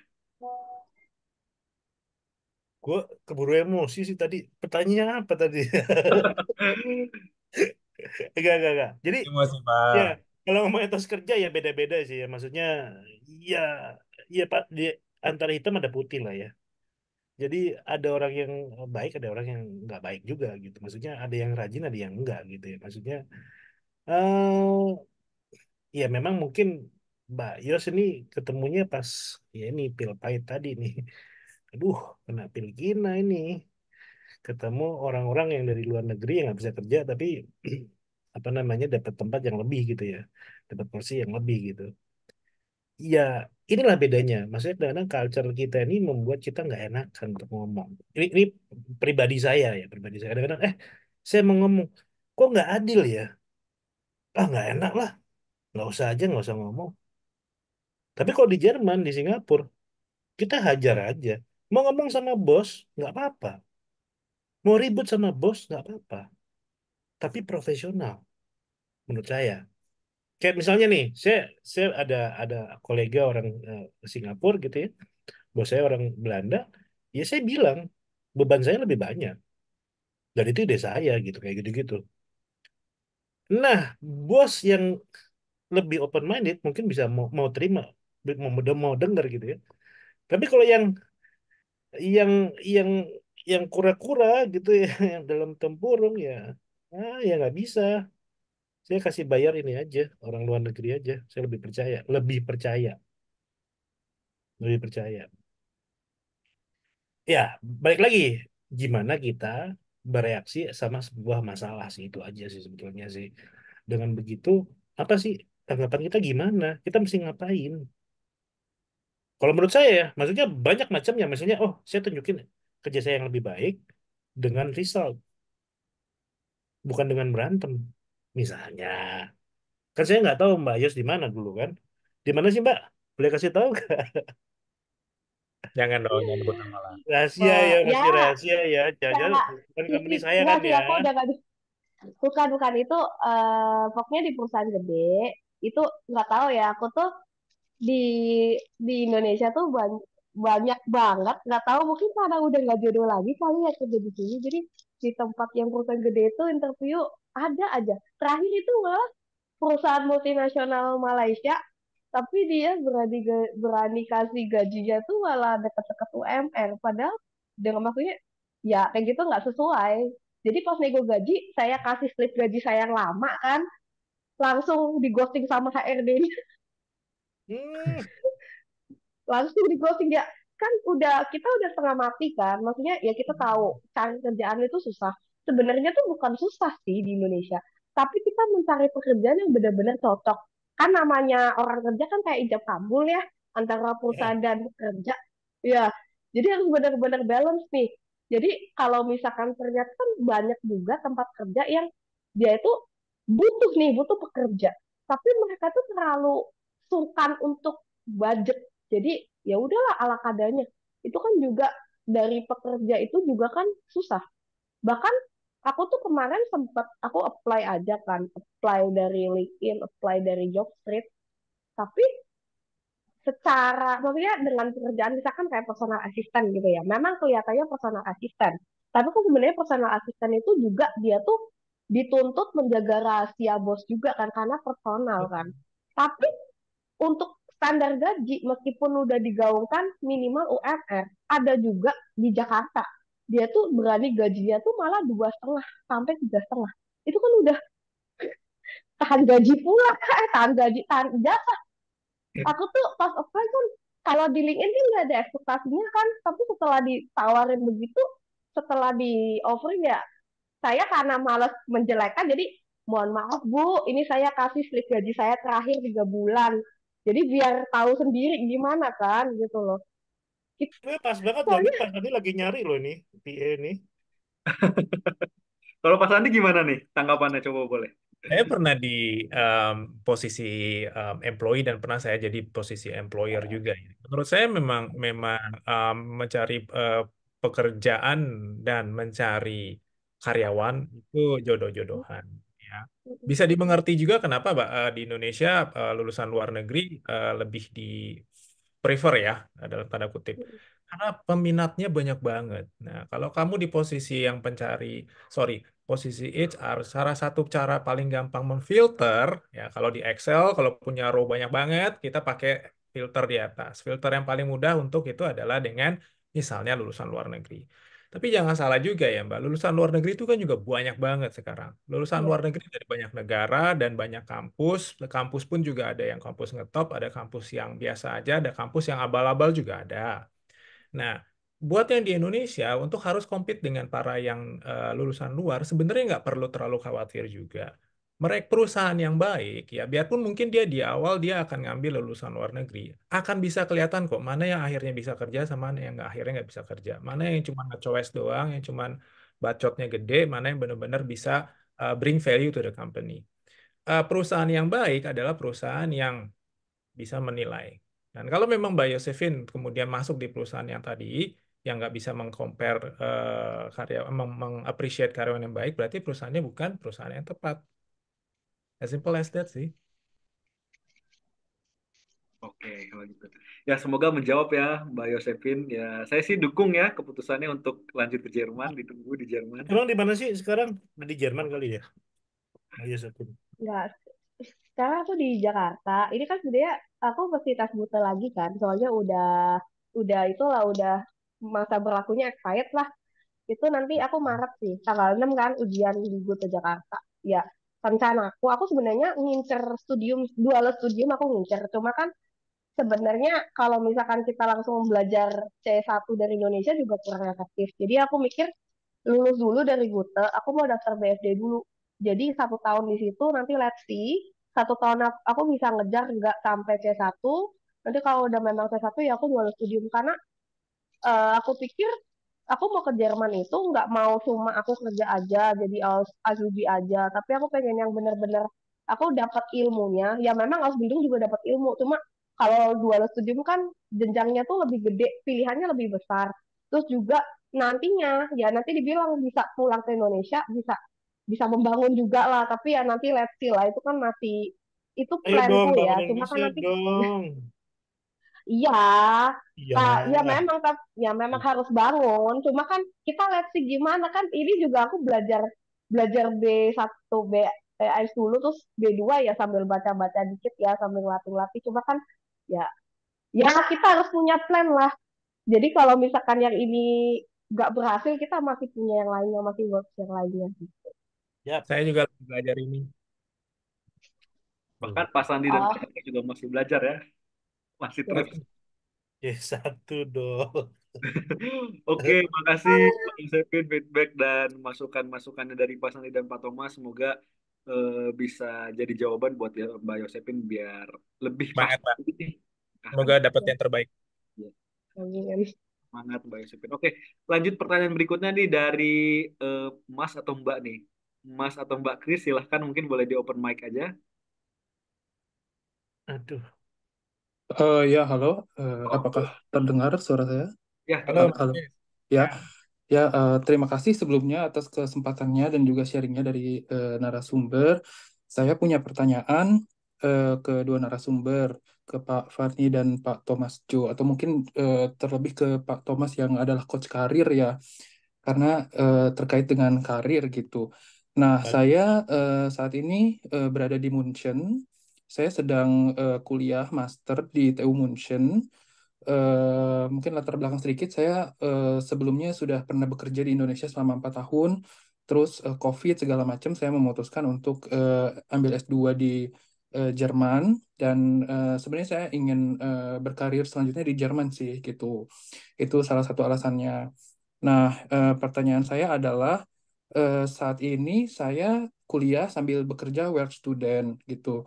Nah, saya sudah kerja work student itu sudah hampir 1 tahun, sudah 9 bulan gitu. Jadi ini sekarang saya sudah di kontrak yang kedua gitu, karena work student itu kan kontraknya berdasarkan imatrikulasi semester ya, jadi per semester gitu. Kemarin saya diperpanjang, saya di kontrak yang kedua, tapi kontrak ini akan berakhir di akhir Maret gitu. Jadi saya cuma tinggal punya 2 bulan lagi di kontrak ini. Saat ini saya belum tahu apakah saya diperpanjang lagi kontraknya atau tidak. Walaupun secara pribadi sih saya cukup confident gitu, kayaknya saya sih diperpanjang lagi gitu, karena tiba-tiba kayak 3 hari yang lalu saya tiba-tiba dikasih handphone, katanya ini handphone buat kamu kalau kamu butuh telepon ke Bauamt atau kamu butuh telepon ke Verteilnetzbetreiber gitu, bisa pakai ini segala macam. Ya tapi saya belum dikasih tahu sih apakah saya akan diperpanjang atau enggak. Nah, pertanyaan saya adalah saya sebenarnya beberapa waktu ini memikirkan untuk nyari atau apply lagi ke perusahaan lain untuk pindah gitu, pindah kerja work student. Alasannya karena saya merasa saya udah belajar banyak gitu, udah mempelajari semua yang saya bisa pelajari di posisi work student yang sekarang saya kerjakan ini. Terus udah gitu, alasan yang kedua adalah saya setelah ngobrol-ngobrol gitu, setelah kerja work student selama 9 bulan, ngobrol-ngobrol dengan teman-teman work student yang lain, kok rata-rata gajinya lebih tinggi dari saya gitu ya. Jadi saya pikir, mungkin kalau saya apply lagi work student di tempat lain, saya bisa dapat posisi work student dengan gaji yang lebih tinggi gitu. Nah, saya terpantik dengan pengalaman dari narasumber yang eh, biasanya pada kerja sambil kuliah, kuliah sambil kerja gitu, terus di akhir kuliah ditawarin untuk bekerja karyawan tetap di perusahaan yang tempat kerja work student itu gitu. Nah, pertanyaan saya adalah, apakah bijak kalau saya mencari perusahaan lain atau pindah ke perusahaan lain? Apakah jika saya pindah ke perusahaan lain, kesempatan untuk ditawarin pekerjaan itu jadi hilang gitu? Karena kan kalau saya pindah ke perusahaan lain, jadinya saya baru lagi gitu ya. Sedangkan kan kalau di perusahaan yang sekarang ini saya udah 9 bulan, orang-orangnya juga udah kenal sama saya gitu segala macam. Itu sih pertanyaan saya. Terima kasih. Oke, thank you Mas Kris. Tadi kayaknya agak ketuker nih ya Pak Thomas dan Pak Sandi nih. Kalau saya nggak salah dengar. Yang coach karir Pak Sandi ya. Saya pelatih bola. Oh, Kalau Pak Sandi ya, maaf. kalau Pak Thomas dia coach segala bidang karena multi Waduh, talent kalau Pak Thomas tuh. Oh ya, baik. menari. Ya sebenarnya pertanyaannya ke kedua narasumber sih. Ya, siap-siap. Tuh, Oke, boleh terima boleh kasih. dijawab Pak Sandi dan Pak Thomas. Oke, mungkin mungkin yang pertama ya. Em, Kalau dari point of view saya sih ngeliatnya gini, kita kita kita harus selalu punya plan A, plan B dan C, dan kalau C masih nggak cukup masih ada 23 lagi ya. Oh, kalau di Jerman tambahin 6 lagi berarti. eh Kalau em, tempat sekarang work student mungkin nggak ada opportunity buat dilanjutkan atau bahkan Festanstellung, ya silakan cari tempat lain. Em, Satu hal yang ini saya lihat ya, yang dari pengamatan saya dan juga kebiasaan, ini mungkin culture orang Indonesia. Kita bangsa yang nggak enakan, kita bangsa yang suka ragu ngomong ke orang lain, dan kita suka apa berasumsi sendiri. Nah, orang Jerman punya culture yang berbeda. Orang Jerman, kalau kamu nggak nanya saya, berarti kamu sudah ngerti. Kalau kamu nggak nanya saya, berarti kamu nggak punya pertanyaan. Right? No. Sekarang kalau misalnya kamu di posisi, oh ini gimana nih diperpanjang nggak? Ini ragu tapi saya dikasih HP nih, nanti kira-kira diperpanjang. Eh, Ya tanya aja, tanya ke bosnya, bos, ini ini eh, kira-kira 12 bulan ke depan gimana nih? Ada peluang nggak? Karena kalau saya nggak ada peluang, saya akan cari tempat lain. Karena saya mencari untuk misalnya Festanstellung.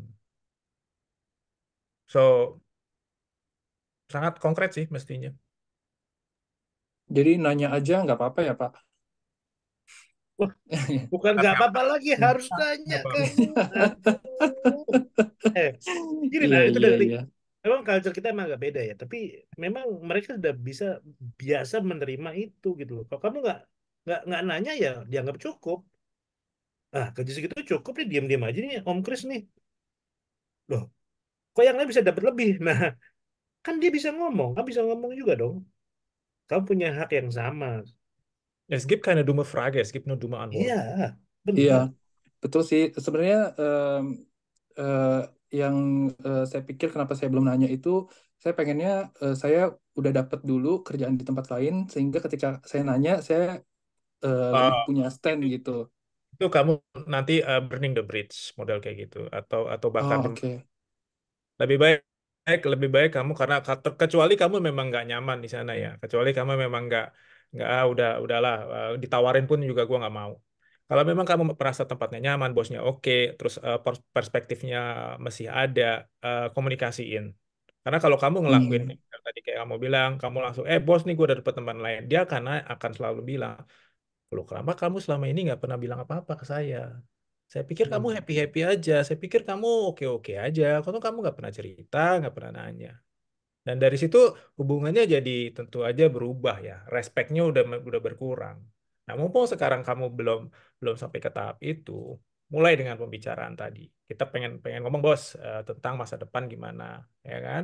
Ada peluang nggak? Kalau dia bilang, dan biasanya dari orang-orang Jerman yang saya kenal dan saya lama berurusan, mereka akan sangat fair ya. Kalau memang nggak ada peluang atau peluangnya bahkan even 50-50, mereka akan selalu bilang, silakan cari tempat lain. Mungkin kita belum tahu nih, 50-50. Nah, fair lah. Jadi gitu aja, jangan gak enakan. Yang poinnya, lupain. Kalau Jerman, kalau udah tinggal di Jerman, udah pernah di Jerman, lupain yang gak enakan. kalau tentang negosiasi Gaji. ya gaji itu boleh ditanyakan juga nggak, Pak? Ini ngomong Mas Kris gak keluar wajah nih ya. Ada wajah, dia Ya maaf ini lagi penasaran. pakai HP. Oh gitu ya kan masih bisa ada Iya, kameranya kan, bukan jadul gitu kan. Bukan zaman Facebook iya, lagi gitu. Iya. Oke, Gimana tadi? kalau iya lupa nyalahin. Ya sekarang udah ada gaji itu wajahnya. harus Nah, harus harus punya senjata dulu ya. Kalau nggak punya, ibaratnya kalau mau perang nggak punya amunisi, udah pasti kalah duluan. Nah, kalau mau nego gaji harus punya senjata. Senjatanya itu dalam berupa apa? Misalnya berupa data. Oh, market size, market price-nya segini-segini untuk posisi ini. Itu pertama. Yang kedua, bisa cerita juga, saya udah melakukan ini dan saya punya potensi untuk melakukan tambahan kerjaan begini. Jadi kalau mau nego Hmm, gaji boleh dilakukan, sangat boleh dan mereka juga sangat open, tapi harus prepare. Jangan nego gaji dengan model kayak, bos, kenapa saya cuma dapat segini ya? Bisa nggak lebih, bos? Itu sangat-sangat. Nah, itu baru ada namanya dume dume dume frage itu nanti iya, iya. jatuhnya. Ya, jadi harus prepare dan itu bisa, tentu aja. jangan pakai muka memelas nanti aduh, orangnya beda nanti. Iya.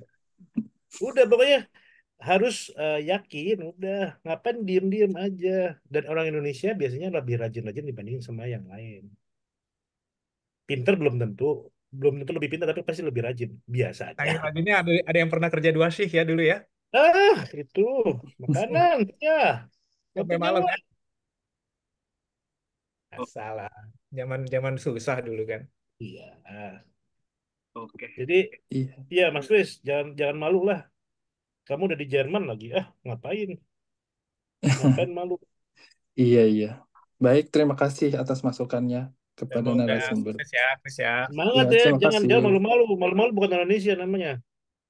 Biar kalau 4-0 Siap, tetap sombong, nggak apa-apa. Indonesia. siap. Sudah membantu Mas Kris ya. Terima kasih Mas Kris pertanyaannya. Oke, teman-teman kalau masih ada yang mau nanya lagi bisa raise hand sambil menunggu yang raise hand. Ini ada pertanyaan dari Google Form nih, Pak Sandi dan Pak Thomas. Apakah kualitas hidup di Jerman dengan gaji yang standar pada posisi yang sama di Indonesia memiliki kualitas hidup yang lebih baik? Jadi dia nanya nih gaji dengan kualitas hidup nih. Gimana nih kalau dari Pak Sandi dan Pak Thomas? Pak Ya udah Thomas, San. Pak jawab. Iya, Pak. Pak Thomas. Tembak lu aja. Lu kalau bilang gaji dan kualitas hidup, oke. Aduh, lu juga ya. eh Iya, baik lagi lah di mana kita eh, di mana posisi kita di sana.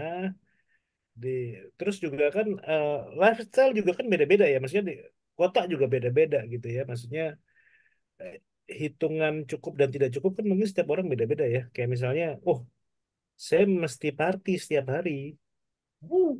Ya, ada yang begitu dong. Oh, jadi uang uang seberapa banyak juga kayak kurang nih gitu. Tapi saya udah irit setiap hari kok masih kurang. Nah, kan beda ya. Sudut pandangnya beda juga gitu. Maksudnya itu satu. Maksudnya kalau dibilang seberapa sih cukupnya di sana begitu. Terus yang kedua, kalau masalah keteraturan segala gitu ya, maksudnya di sana ya sana pasti lebih lah ya dibandingkan Indonesia gitu ya. Maksudnya kamu mau hidup jadi robot apa mau hidup eh, apa namanya di Indonesia dengan banyak ini ya, banyak banyak keriaan gitu ya. Maksudnya banyak hiburan. Hiburan bukan artinya hiburan negatif gitu ya. Maksudnya ada pelampiasan gitu ya. Ya kalau kamu di sana kan kayak misalnya salah satu detik pun ya nggak akan ditungguin kan. Ya udah gitu maksudnya ya dilatih untuk lebih disiplin untuk jadi robot gitu aja. Nah, baik lagi deh, jangan nanya jangan begitu. Kamu lebih damai di mana gitu aja. Kamu lebih suka di mana gitu aja dong. Ya kita yang hidup kita nih, kita butuh uang, kita butuh makan, semuanya sama.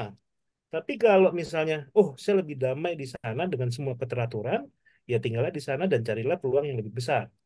Tapi kalau saya lebih damai dengan sesuatu yang lebih dinamis, ya carilah di Asia. Udah itu aja. Itu dari saya sih.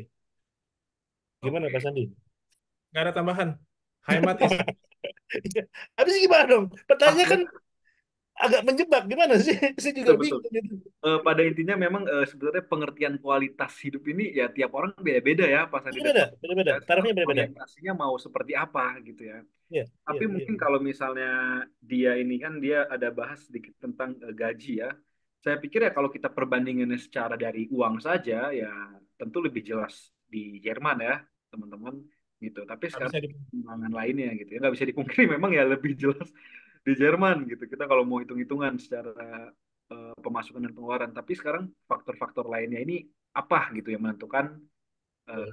kualitas hidup kalian pengertian baiknya itu seperti apa gitu ya. Ya happy Jakarta dong. nih, Bener itu nggak? ada macet ya kan di Jakarta, Hmm. udaranya jelek tapi di Jakarta juga ada warteg makan makan 12.000 juga bisa kenyang. Di Jerman bisa nggak 12.000 bisa kenyang?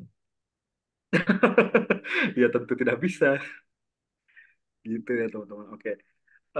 Lanjut lagi nih ada yang nanya em, apa peluang usaha ekspor ke Jerman katanya. Apa peluang oh ini dia lebih arahnya mau ke bisnis nih Pak Sandi dan Pak Iya. Thomas. Peluang bisnisnya gimana sih kalau kita habis kuliah atau kita udah sempat kerja juga pengen buka bisnis aja deh gitu di Indonesia atau di Jerman nih kayak Pak Sandi dan Pak Thomas kan pada akhirnya kita bicara kondisi saat ini ya berbisnis gitu ya. Gimana gimana nih tanggapannya Pak Sandi dan Pak Thomas? Oke. Pak Thomas, saya langsung nembak Pak Thomas nih guru saya nih kalau Waduh, urusan ya. Rese di sini. Ya, bisnis ya, bisnis. Apa sih peluangnya? Banyak sebetulnya. eh Kayak teman saya jual apa waktu itu ya. Lu tau Arfi kan, San? ya jual itu yang briket buat sisas. Betul. Betul. Dia cuma jualan briket buat sisa doang dari apa dari batok kelapa. Sekarang dia bisa beli rumah di sana. Jadi dia bisa lihat peluang dong. Artinya begitu kan. Nah sekarang kira-kira saya jual kerupuk kira-kira bisa nggak sampai sana? Ya bisa ya. Tapi Bisa-bisa aja, bisa-bisa aja dengan jalur yang bagus, dengan harga yang bagus. Nah, sekarang eh, kalau mau tahu apa sih potensinya di sana, ya sering-sering baca berita dari sana, kebutuhannya apa. Terus yang kedua, eh, s- ya sering-sering juga apa namanya ikut pameran ya. Kalau porsinya udah begitu ya, kayak misalnya gini, zaman saya sekolah sambil kerja dulu, saya sering bantuin orang-orang yang memang pameran di Jerman gitu ya, di Frankfurt Messe waktu itu. Nah, jangan sampai ada eh, salah arti gitu ya. Salah artinya gimana? Dia bisa dipulangin satu kontainer gara-gara barangnya tidak sesuai dengan ukuran yang sudah ditentukan. Padahal itu adalah kerajinan rotan. Ya rotan ya nggak mungkin semuanya sama dong ya. Nah, kerajinan tangan kok gitu. Cuma ada klausal-klausal yang kita mesti jeli juga untuk membaca supaya kita nggak kena tipu nih. Bukan kena tipu ya, teledor aja mungkin ya gitu ya. Maksudnya, loh, satu kontainer dibalikin, itu kosnya berapa? Ruginya berapa? Kayak gitu sih. Jadi satu ya tahu peluangnya di sana. Baik lagi ya kita nggak bisa ngasih tahu. Maksudnya setiap orang punya beda-beda ya. Linknya beda-beda nih gitu ya. Maksudnya saya ada kopra nih. Iya. Terus saya dapat link di sana bagus nih. Ya udah saya kirim nih gitu. Ada juga yang misalnya, oh main barang-barang bekas dari sana dibawa ke Indonesia, spare part apa? Oh ternyata berhasil juga gitu. Jadi ya peluangnya banyak. Tergantung kita dapat link yang bagus dan dapat peluang yang bagus gitu aja deh. Gimana Pak Sandi? Pak Sandi kan ginjal, ginjal juga masih bagus ya Pak Sandi ya? Pak, jangan. Ini, Beda, beda dong Pak Thomas. ini Beda. direkam loh, Pak. Oh iya, maaf. Oh, direkam loh. Bisa ada loh ini, jangan. Tolong Jangan disensor, ketahuan bisnis sampingan Bapak, jangan ketahuan. Nah, ya jangan. Oke, Pak Sandi ada tambahan mungkin? Em, Kalau saya lihat ya dari, tukang bakso kalau dia jualan atau tukang sate, dia pasti akan nongkrong di tempat yang lebih rame kan, dibanding di pengkolan yang sepi ya. Mana ada di pengkolan sepi di gang yang sepi ada tukang bakso, ada tukang sate, tukang somai. Um, I think kalau kalau dari perspektif bisnis, ini poin yang harus saya bilang Indonesia lebih punya peluang, opportunity-nya lebih besar. Karena penduduknya berapa kali lipat dibanding Jerman. Bukan berarti di Jerman nggak ada peluang ya. Ada juga teman saya yang stay di sana, yang akhirnya juga jadi warga negara Jerman dan punya usaha dan juga lumayan dan bisa bisa bisa hidup enak lah. Tapi kalau kita ambil general, ya peluang bisnis tentu aja di Indonesia jauh lebih lebih menarik. Tukang baksonya lebih banyak di sini. Betul, betul. Oke, ya, semoga ini yang nanya terjawab ya pertanyaannya. Oke, Pak Sandi dan Pak Thomas ini ada lagi nih karena pertanyaannya mirip nih, mirip-mirip. Saya udah lulus S1 teknik, teknik elektro, yang satu teknik industri nih. Kebetulan kan Pak Sandi dan Pak Thomas juga dekat dengan jurusan ini gitu ya. Bukan dekat lagi. Pak Sandi juga teknik kan ya? Jurusan teknik. Informatik saya. Oh, informatik, sorry. Dia jurusan teknik dan ada nggak kira-kira masih worth it nggak katanya untuk bisa kerja ke Jerman? Atau apakah ada peluang untuk dia bisa kerja ke Jerman seperti itu? Nah, ini menarik nih ya karena Jerman itu ini part of research saya belakangan ini dengan karir coach yang bantuin anak-anak Indonesia juga bisa berkarir keluar. Negara Jerman saat ini banyak peraturan yang berubah ya. Dulu itu kalau dari luar negeri mau kerja di sana harus sesuai antara bidang pekerjaan anak kuliahnya dengan pekerjaan yang nanti akan dilakukan di sana. Dengan peraturan baru yang akan datang ini, itu jadi nggak syarat mutlak lagi. Jadi teknik teknik luas banget ya. Kalau di Indonesia udah punya apa namanya Hochschul Abschluss ya, lulusan S1 teknik, pekerjaannya mungkin berhubungan dengan teknik. Phew, mestinya peluang kerja di Jerman besar banget. Jerman ya negara teknik. Jerman malah bukan negara bisnis ya, bukan negara manajemen. Yang kayak gitu-gitu malah lebih susah. Tapi ya teknik kan luas. Kalau kita hanya secara bicara data, bicara angka, mestinya peluang untuk lulusan teknik, even dari Indonesia saat ini di Jerman jauh lebih besar peluangnya. Pak Thomas ada tambahan? Hashtag boy ya, itu biar jelas. Iya baik lagi ya. Iya maksudnya sebenarnya gini deh, daripada ya peluang semua banyak maksudnya di Asia, di Jerman banyak semuanya, tapi baik lagi coba dipikirin dulu.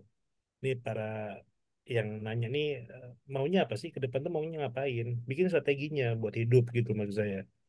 Jadi lebih lebih lebih punya langkah-langkah yang memang apa namanya akan melengkapi tujuan atau goals kita di ujung yang kita mau capai itu aja sih.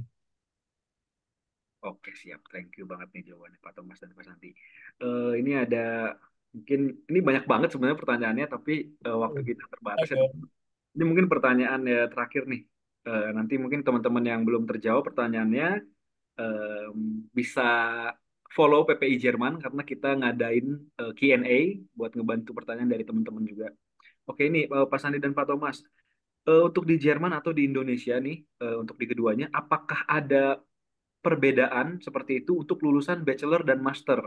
Jadi apakah ada yang lebih diprioritaskan seperti itu atau sama saja? Bagaimana? Gimana nih? Untuk karir ya khususnya. Pak Thomas lulusan master. Oh, Master. master bachelor. Oke. Eh ya sekarang sekarang apa ya? Maksudnya peta peta bekerja itu sudah sedikit apa namanya berubah gitu ya. Maksudnya zaman dulu kan semuanya lihat apa namanya semuanya lihat ijazah gitu ya. Maksudnya kamu lulusan apa? S1, S2, S3, S4. Sekarang kita lihat skill sih biasanya ya. Maksudnya apalagi saya pelaku desain gitu ya. Maksudnya pelaku yang bekerja di area desain gitu ya. Saya pernah diminta anak baru lulus dengan gaji 2 digit, tapi nggak ngerti apa-apa. Terus gimana dong? Apa bisa mau terima? Oh, universitasnya bagus, master, tapi nggak bisa apa-apa. Terus gimana dong? Saya masih kasih gaji yang banyak gitu ya. Atau dia mesti ngikutin langkah-langkah yang orang lain mesti ikutin juga, belajar dari awal lagi. Kayak gitu sih. Jadi apa namanya? Skill ya. eh ya susah juga ya Stan ya. Maksudnya gimana saya Kalau menurut Stan? kalau buat fresh grade ya, terutama fresh grade, itu nggak bisa dipungkiri itu ada. Ini diskusinya mirip kalau di Jerman itu lulusan Uni versus lulusan Hochschule atau Ya Hochschule. betul. Kalau kalau sama-sama kita punya dua kandidat ya, kandidatnya satu lulusan Uni, satu lulusan Hochschule atau lulusan Hochschule. Em, Gajinya gimana? Yang lulusan Uni nggak bisa dipungkiri gajinya sedikit lebih tinggi atau lebih tinggi lah intinya. Di Indonesia pun sama. Kalau kita punya fresh grade dan ada satu lulusan bachelor, satu lulusan master, same thing, gajinya akan lebih tinggi master. Gampangnya itu aja dulu ya. Itu buat fresh grade. Along the way, ya begitu udah nunjukin skillnya, nunjukin attitude, attitude juga penting ya jangan lupa. Udah nunjukin dua hal tadi, itu baru akan bisa eh, mereka yang tadi bachelor kalau memang dia bagus, ya pasti dia juga akan bisa catch up dengan teman-temannya yang tadi lulusan master. Eh, Begitu juga dengan mereka yang nggak bahkan nggak punya lulusan. Nah, zaman sekarang paper wise itu udah nggak terlalu matters ya di beberapa company. Nah, yang penting kita punya skill apa dan punya attitude yang kayak gimana. Itu zaman sekarang malah lebih penting sih. Makanya ada namanya probation kan, maksudnya ya di mana kita coba berpacaran dulu kan sebelum menikah. Ya, sebelum menikah, maksudnya belum mengikat kontrak ya kita saling tahu dulu kemampuanmu apa, ekspektasimu apa ke company. Itu aja sebetulnya sih. Mudahnya seperti itu sih. Ya, baik Betul. lagi makanya perbaiki, tambahin skillnya supaya dihargain lebih mahal gitu. Kalau tambahin daging jadi gendut kayak saya. Oke. Nggak gitu dong Pak Thomas. Iya. Oke, bener banget sih saya setuju juga ya dengan Pak Sandi dan Pak Thomas. Semoga diskusi kita tadi bisa jadi bahan pertimbangan buat teman-teman. Dan kalau misalnya ngomongin karir gimana mau jadi apa, detail ada juga yang nanya tentang mau Ausbildung gimana apa segala macam itu panjang banget ya teman-teman. Jadi mungkin kita bicara lebih detail lagi nanti di webinar-webinar selanjutnya. Tapi boleh dong nih Pak Sandi dan Pak Thomas kasih kata-kata atau motivasi terakhir nih buat teman-teman di sini supaya lebih mantap lagi nih menentukan pilihan karirnya. Atau eh, Pak Sandi juga nih sebagai coach karir mungkin bisa promosi juga nih sekalian. Siapa tahu nanti dari webinar ini bisa ngobrol-ngobrol lagi kayak gitu. Eh, Boleh kasih kalimat-kalimat terakhirnya nih Pak Sandi dan Pak Thomas. Pak Thomas, silakan. Sandi dulu Bapak Didi. Aduh, saya. yang makan asam garam. Bapak ini lebih banyak Saya, punya kata oke. mutiara. Ya, kalau dirangkum ya, sebenarnya gini. Sebenarnya yang tahu maunya kita adalah kita sendiri. Yang bisa merubah kita juga kita sendiri. Jadi sebelum menentukan, jadi nggak ada benar dan salah. Menurut saya, bagaimana situasinya, bagaimana nyamannya kalian, itu yang harus dikejar. Jadi bukan, ya, maksudnya gini, mimpi juga masih dikejar, tapi dengan senyaman-nyamannya kita, gitu. Maksudnya nggak usah, wah, saya mesti pilih yang mana nih, Indonesia apa Jerman? Semuanya dua-duanya bagus kok. Asal dapat karir yang bagus, asal dapat penghasilan yang bagus, kita senang. Hidupnya lebih panjang, nggak sakit-sakitan. Ya nggak sih? Gue kayak orang tua jadinya. Ya emang omongannya begitu sih. Memang kalau udah zaman influencer sekarang ngomongnya begitu. Yang penting sekarang adalah happy. Ya udah sekarang kalau kamu mau apa, kejar dulu dengan strategimu, susun, capai itu. Udah selesai, beres. Jadi nggak ada yang baik, nggak ada yang benar, tapi nyaman. Setuju nggak? Setuju Bang. Amin. Luar biasa. Kalau dari Pak Sandi nih, gimana nih? Closing kali ya. Oke, kita kita pengen selalu dapat yang lebih baik. Kita selalu pengen baik itu di kehidupan kerjaan, baik di kehidupan pribadi. Kita tentu aja sebagai manusia pengen dapat yang lebih baik. Nah, specifically untuk profesional atau kerjaan ya. Pak Thomas tadi udah cerita kita pengennya apa, kita pengen mau ngapain itu harus masing-masing aja yang bisa jawab. Ketika kita buat plan, plan itu harus dinamis ya kalau menurut saya. Kalau memang ini ke kiri nggak bisa, next-nya apa? Mau lurus, mau mundur, atau mau ke kanan, atau mau gimana? Nah, ketika plan kita udah buat dan kita udah susun, yang plan itu bisa banyak ya, dari mau bikin plan A sampai plan Z, macam-macam. Tapi ada satu yang mungkin saya bisa tambahin, ketika kita mau eksekusi plannya, harus punya keberanian. Ya, saya di kehidupan saya juga, saya berkali-kali juga dihadapi situasi keraguan-raguan. Nah, tapi saya selalu berprinsip, saya akan lebih banyak menyesal kalau saya nggak nyoba dibandingkan saya menyesal karena saya udah mencoba. Jadi itu paham ya bedanya ya. Plan teman-teman di sini udah dewasa semua, informasi sekarang terbuka sangat lebar, mau karir di mana aja di seluruh dunia itu sekarang menjadi jauh lebih mudah ya. Opportunity-nya juga besar sekali, baik ke Jerman maupun ke negara lain. Em, eh, Rancang plannya kayak gimana? Cari tahu kalau saya mau ke sana saya mesti ngapain aja, kemampuan apa yang dibutuhin dan hasilnya apa. Setelah saya dapat itu saya mau pulang ke Indonesia kah, mau pulang, mau stay di negara itu, mau buka bisnis atau mau apa. Dan kalau itu semua udah punya, just go ahead man. Udah lakuin aja. Jangan kebanyakan mikir. Karena kalau kebanyakan mikir akhirnya kita juga nggak kemana-mana. Kalau stay di tempat aja. Oke, thank you banget. Jadi gitu ya teman-teman. Semoga hasil diskusi kita hari ini, diskusi sharing-sharing santai kita ini bisa jadi bahan pertimbangan teman-teman supaya Ya. lebih oke lagi menentukan pilihan karirnya. Terima kasih banget nih sebelumnya kepada Pak Sandi dan Pak Thomas ya hari Minggu malam mau menemani kita walaupun besok kerja lagi. Semoga nanti rezekinya dikembalikan lebih mantap Uh, lagi. Ish, amin. Amin, amin. Buat Eh, teman-teman yang ini bisa boleh tentu aja boleh add saya di LinkedIn. Saya senang kalau dapat message dari teman-teman di LinkedIn, mau terutama mungkin yang di Indonesia atau mungkin yang di Jerman pengen ngobrol lebih lanjut situasi di Indo kayak gimana. Just drop a message ya di LinkedIn. Nanti kita bisa catch up lagi. Instagram mungkin Mas Sandi, Instagramnya apa? Mungkin diketik lah di Ya, sini. Instagram saya kebanyakan foto makanan, Pak. Nanti nggak enak. Boleh ya. Jangan. Dan buat teman-teman yang lain juga yang masih pertanyaan mungkin belum sempat terjawab, boleh follow Instagram PPI Jerman. Di situ banyak banget info yang bakal kita sharing lebih detail lagi. Dan karena tadi udah dibuka oleh Mbak Agnia selaku Ketua PPI Jerman, Mungkin saya minta tolong Anthony sebagai ketua divisi saya nih, ketua divisi pengembangan diri dan karir buat kasih penutup. Oke, jadi pertama-tama makasih untuk semuanya yang udah gabung sebagai baik sebagai peserta maupun juga sebagai panitia.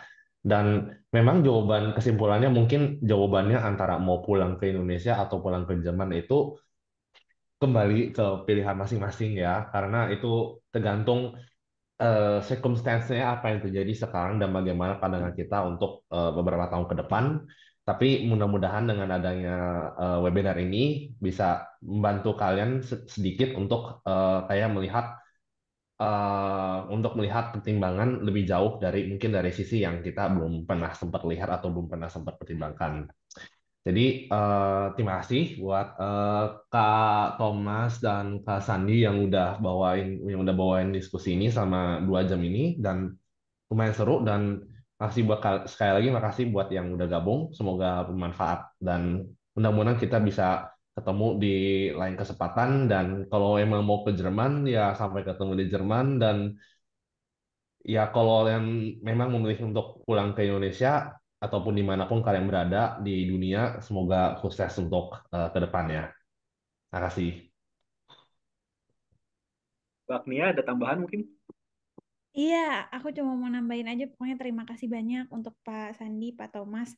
Hari ini kayaknya teman-teman juga pada seneng banget karena konstan dan bertambah, ya sempat bertambah. Habis itu konstan pada stay terus dengerin dan diskusi bareng tadi. 40-an, 45 orang. Bahkan tadi mungkin sampai 50 juga. Ini menarik banget juga emang temanya dan sangat relatable ya untuk kita semua. Kami berterima kasih banget untuk ilmunya, untuk 2 jam ini, untuk waktunya yang berharga juga, dan terima kasih tentunya untuk teman-teman yang udah nonton juga, dan moderator yang keren banget, top, bagus banget juga mengatur dan membawakan acaranya, pertanyaannya, tentunya juga untuk Anthony sebagai Kepala Departemen, Rijal, Wakil Kepala Departemen, dan teman-teman staf PDK lainnya yang telah membuat acara ini jadi mantap. Makasih Keren-keren. itu aja. Oke, kalau gitu dengan begitu berakhirnya ya teman-teman webinar kita pada malam hari ini. Semoga kita bisa ketemu di webinar selanjutnya. Jangan lupa follow Instagram PPI Jerman. Kalian bakal dapat info yang pastinya berguna. Oke. Thank you banget semuanya. Kalau gitu kita pamit undur diri. Terima kasih Pak Sandi, Pak Thomas. Ya, selamat Terima kasih siang ya. semuanya. Masih siang ya.